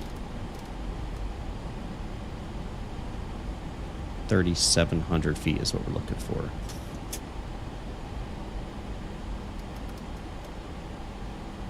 And we'll start slowing down to 180.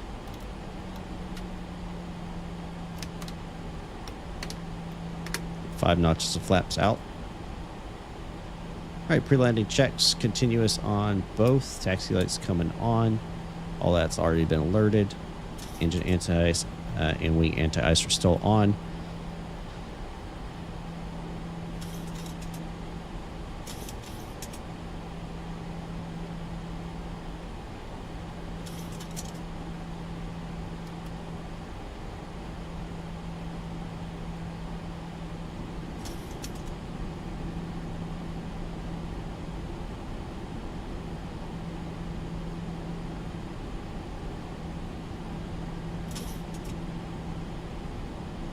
To go.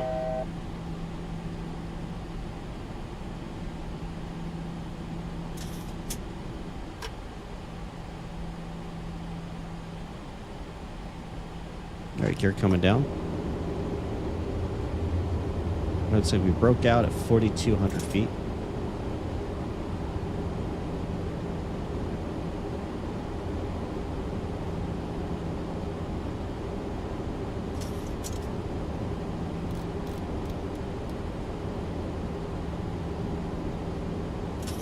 We can descend down to 3,200 feet. 1,000 to go.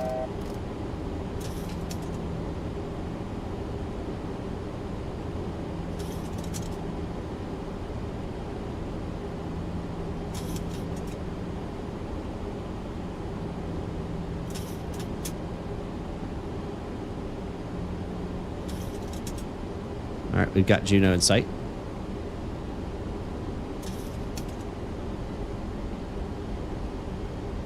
And Juno Tower, Alaska 2229, we have the runway in sight. Alaska 2229, runway 8, clear to land. Wind is 120 at 14. Visibility 2 and 1/2. RVR runway 8, 4,000, variable 6,000. All right, runway 8, clear to land, Alaska 2229.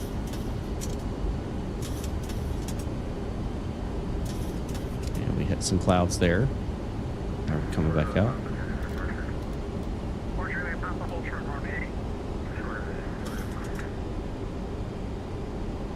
Yep, we're at 32. We're not at 2.0 yet. We lost runway.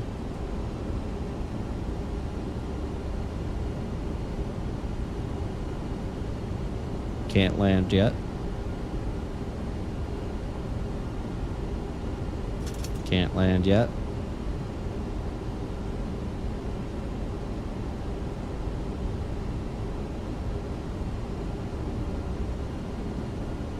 Looks like we're gonna probably have to go mist here.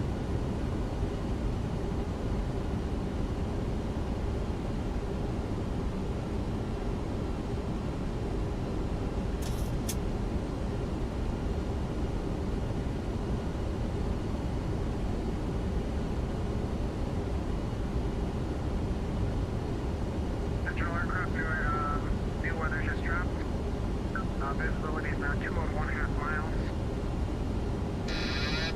With light snow and fog.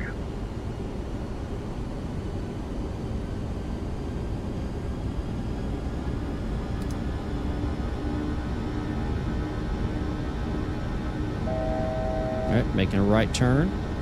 Right heading of 310. Gear coming up. You're up. Speed coming up.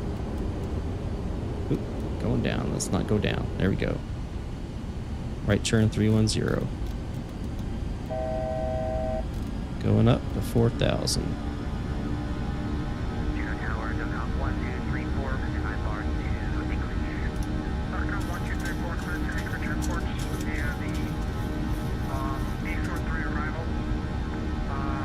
And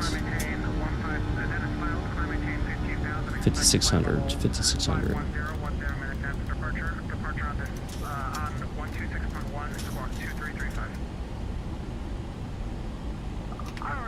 Flaps coming up.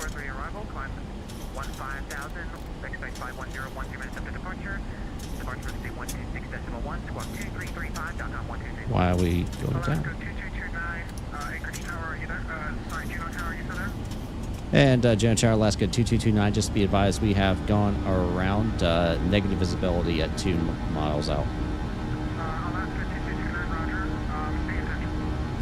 We're going to go to the published mist and we'll shoot for the RNAV into runway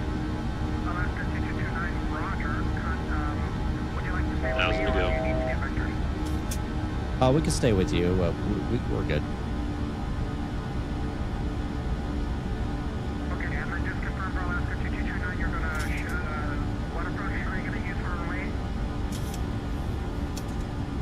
We're going to go back to the Sisters VOR, and we're going to shoot the RNAV GPS Zulu runway 8 approach. Roger that. Alaska 2228.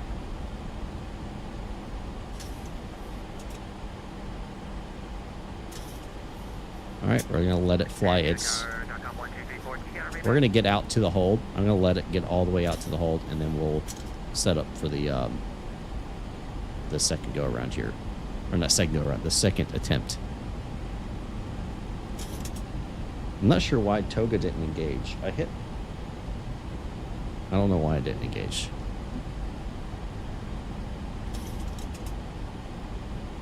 All right, so we are at 5,600. We're outbound now. Not exactly 251 out, but that's fine. It's dealing with winds, so.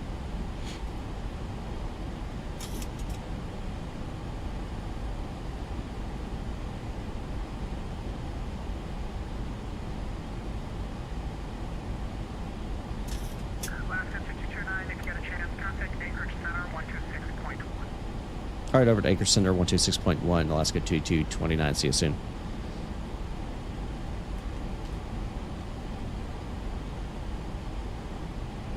And Anchor Center, Alaska 2229, back with you in direct to Sisters VOR.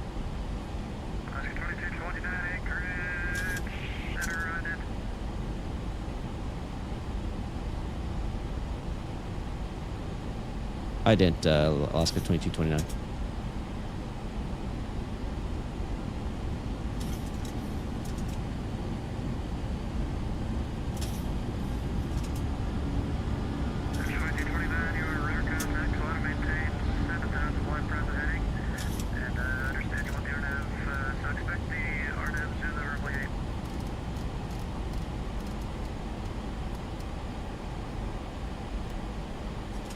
All right, 7,000 present heading, and yeah, we'd like the RNAV runway 8 back into Juneau.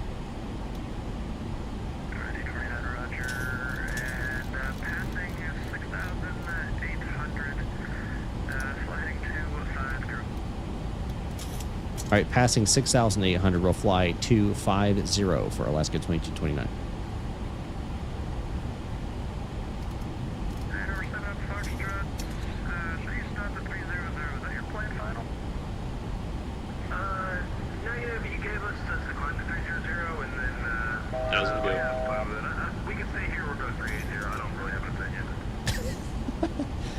I really don't have an opinion.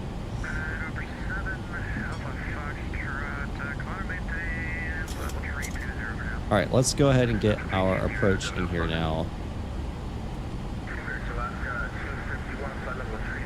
RNAV Zulu.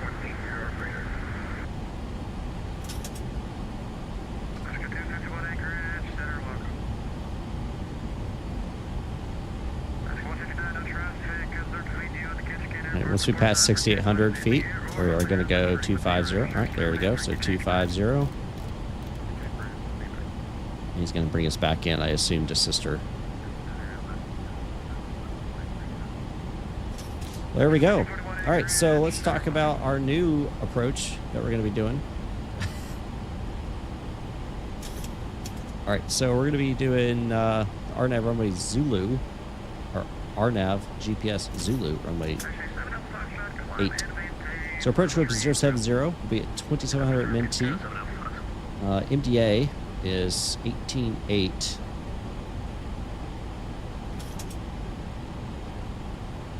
None of those are out, so yeah, 18.8. So 27, 18.8. Let me put that in here. 18. Ooh, no. Wrong buttons there, Micah. 18.8.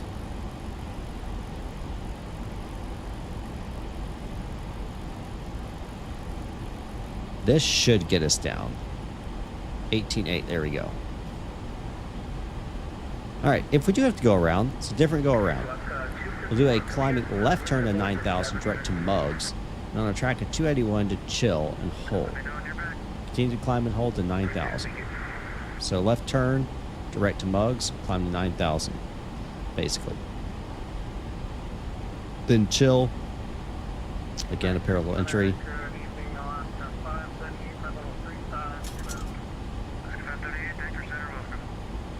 Fun times, guys. This is Alaska weather for you.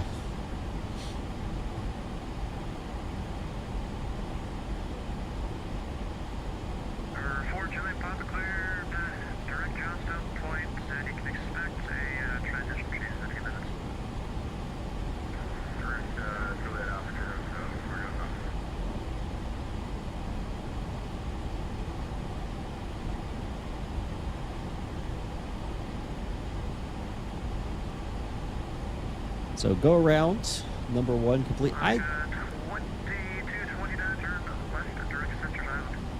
Left direct Sisters Island for Alaska 2229.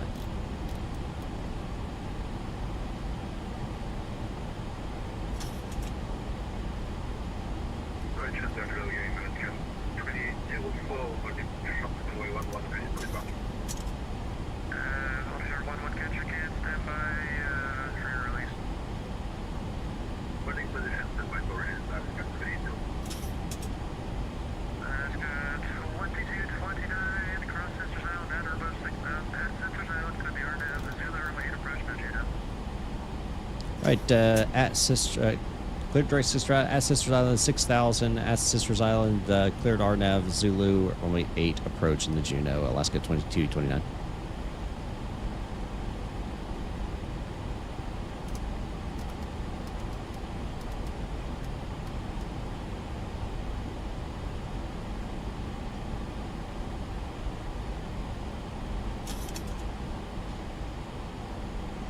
All right, fun times, guys. 1,000 to go. All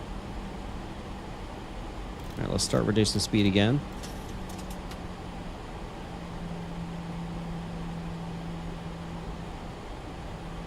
Alaska 2229, or Rudder service terminated, contact Juno Tower 118.7. All right, back over to Juno Tower for Alaska 2229. Thanks.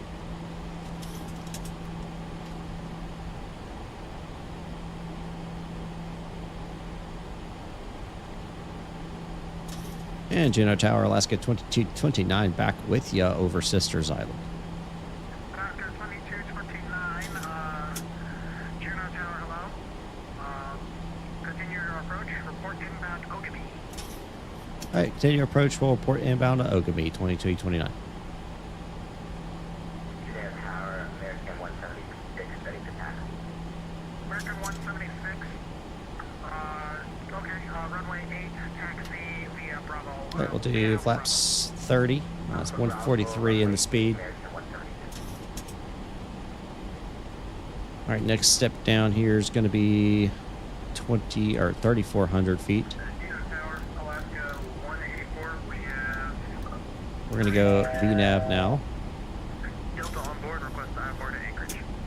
Alaska 184 cleared to Anchorage Airport via the Sort 3 departure, then as filed.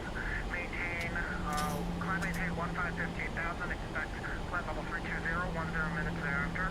Departure frequency is 126.1, spark 4717. Okay. We're clear to Anchorage via the Sort 3 departure, then as filed. Initial climb 15,000, 320, and departure frequency 126.1, spark 4717, Alaska 184. 184, Alaska 184, read back use, correct? Advise when you are ready. No. Actually, call for push starts. The weather has gotten very bad. We're going into 1-in-1 ops operation, so. Uh-oh. Save some gas if you're gonna be waiting. We'll call for push, Alaska 184. It's gotten bad. Juno Tower, Alaska 15. Oh, I know these people. Oh my gosh, I am for clearance. I know these people. Why is CID all the way up here in Alaska playing? That's hilarious.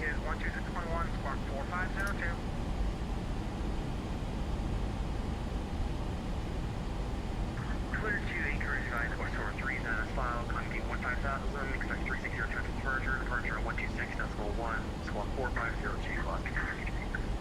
Alaska 1583, route back correct, advise ready for, advise ready push and start. Push and start for 15 drink.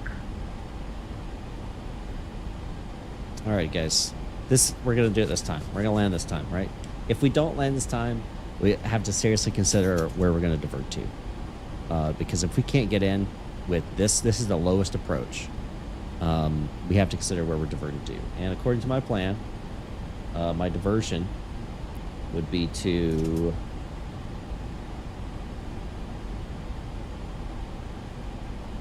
come on, where is it? Where's my alternate?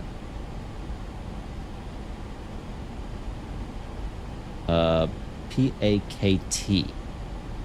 Where is PAKT?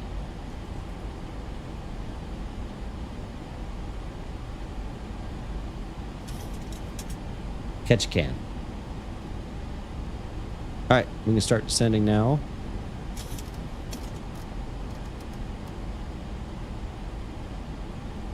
And we're reduce speed to 180. Start getting our flaps out.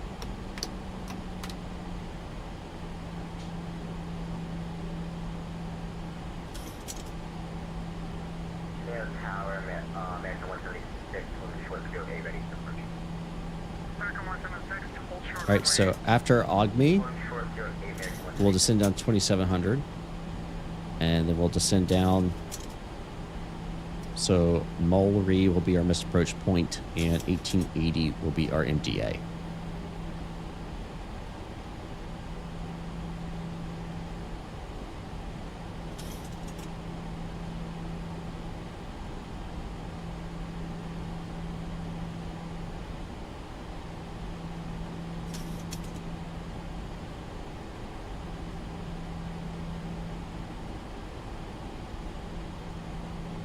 Delta's current 2902 still effect.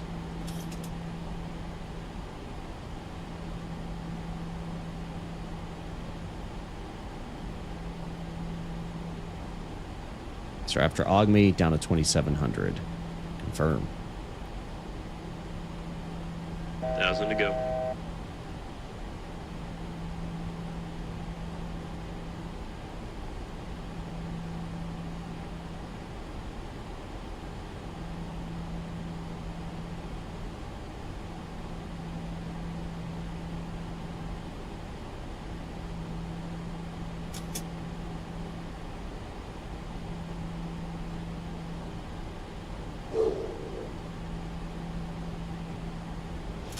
Right past the AUGME, down to 2700. Tower Alaska 184, ready for push. 1,000 to go. Alaska 184, I advise you to stay at the gate for a little bit, and take some gas. I'll call you when you can push. Roger, what kind of delay are we looking at for Alaska 184? The guy on approach needs to get down. It's going to be at least 10 to 20 minutes. Roger. And Juno Tower, Alaska 2229, just past AUGME. Alaska 2229, roger. Wind 120 at 14. RVR, runway 8 to 4,000, variable 6,000. Runway 8 clear to land. Runway 8 clear land, Alaska 2229. All right, going down to 1880. Well, not yet, sorry. Not yet. Not until we're past 1,000 to go. NIMI. So we'll do altitude hold for now. 180, we're going to reduce this down to 163. Continuous is on. That's still good. Everything there is still good. Anti-brake's still at 2. And we'll go ahead and go flaps 15.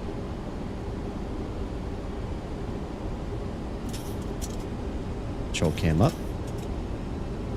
Yeah, I can see the cloud layer here. All right, after NIMI, we'll go down to 2,700.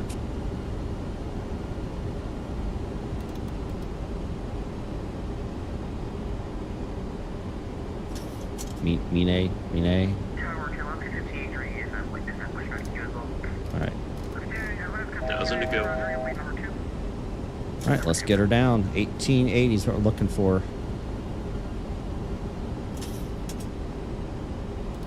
Yeah, we'll slow down the VREF. And get full flaps, or not full flaps, flaps 30 set.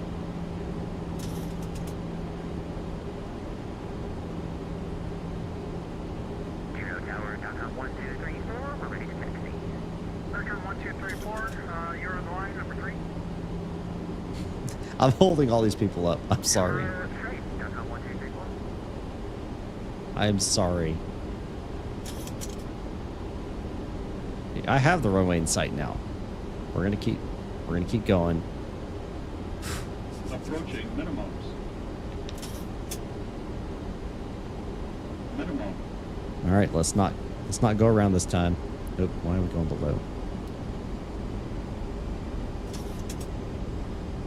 I've got the runway in sight, though. Technically, I could go below. Runway environment is in sight.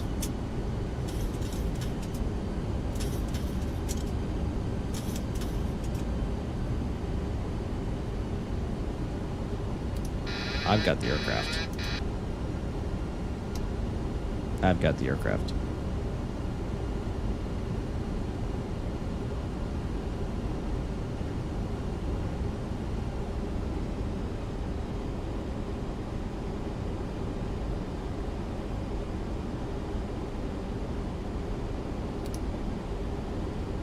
Still have it in sight. I've not lost it. I never lost it. Had the approach lightings in sight. That's all it requires. That's called the airport environment. I still have it in sight. Still have it in sight. Still have it in sight.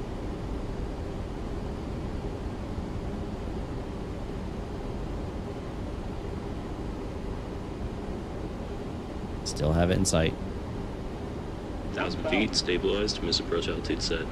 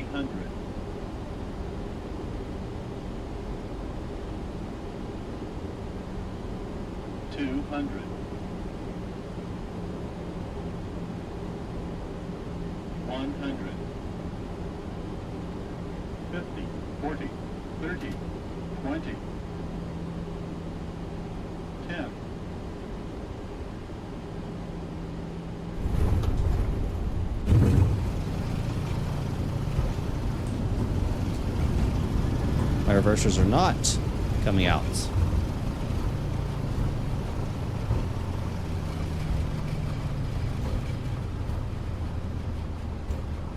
Left turn on naval, Alaska 2229. 80 knots. And now they work. Gotta be kidding me.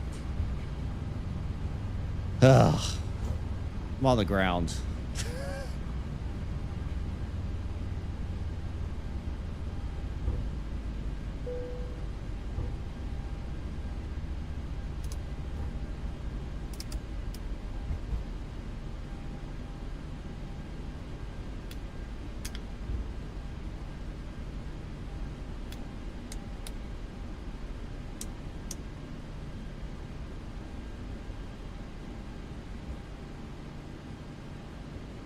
Okay. It flaps up. Let's figure out where we're going to park.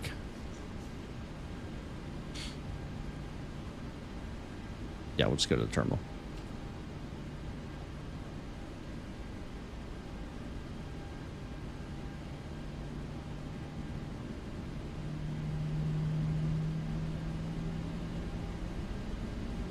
And Tower Alaska 2229, just to the terminal, please. Alpha Charlie 1 for Alaska 2229. And just to be advised, approaches are at bare minimums. I had the approach lighting in sight, but not the runway until about 2,000 feet out from the runway. Horizontally.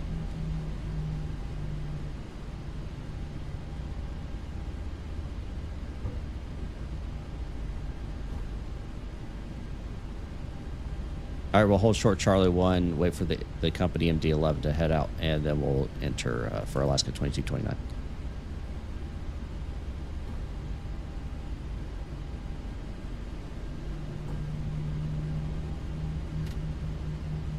And Tower, just correction, it's going to be 4,000 horizontal. I broke out of clouds at 2,000 vertical.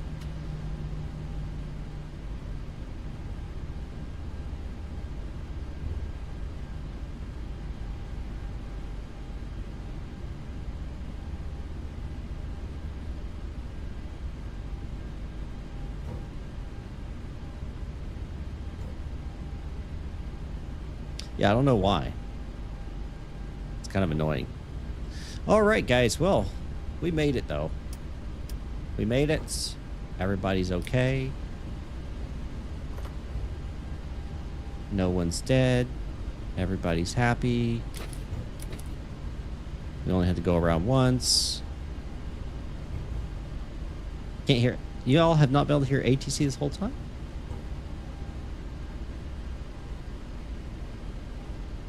Oh, somehow I ended up on record. That's why.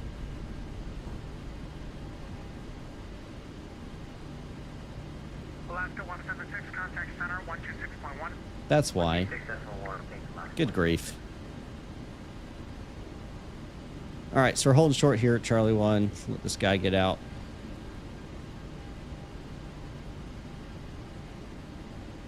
Then we'll get in there.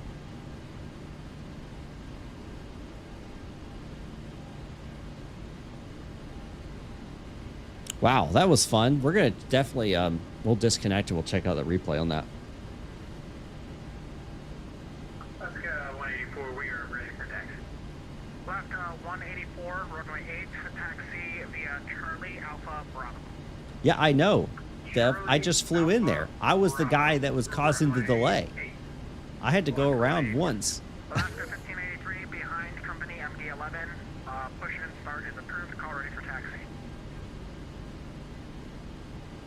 I'm the guy that said they're waiting for the person on the approach. That was me.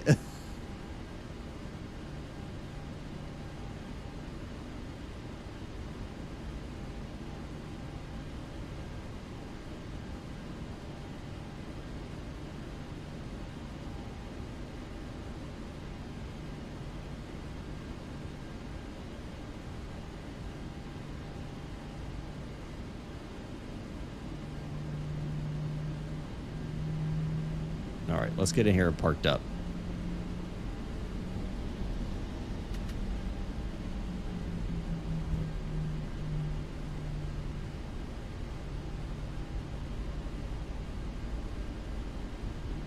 As long as Austin's food truck gets out of the way.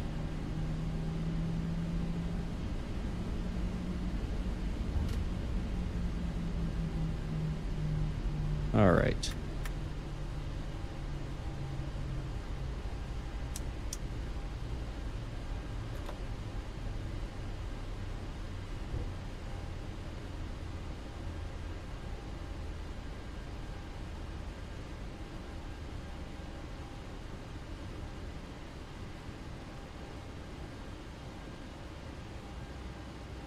All right, there we go. Okay, let's check out. Let's disconnect, and let's check out that replay because I'm very curious. I am quite curious. I do say so myself. So, yeah, that's what I'm saying. Look at that. That's what I'm talking about. So when I said 4,000 RVR, that's what I mean. Or 4,000 feet. That's just a guesstimate. Look at that. Oh, man. What's funny is you see more when you're further away. It's kind of weird. 1,000 feet, stabilized.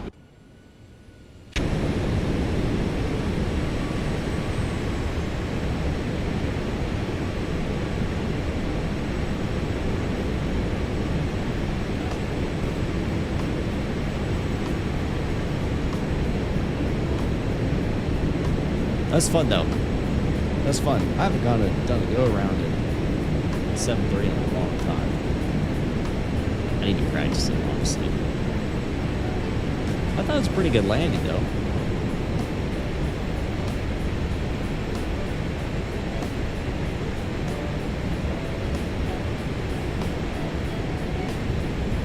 We'll find out here. Yeah, look at that. That's just bad, man.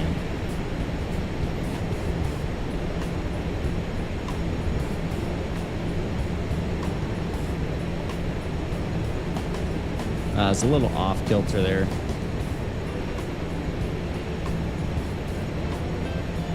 A little past the 1,000 footers. We got her down. But yeah, my reversers wouldn't activate. It's so annoying. Golly. That was fun, though. That was fun.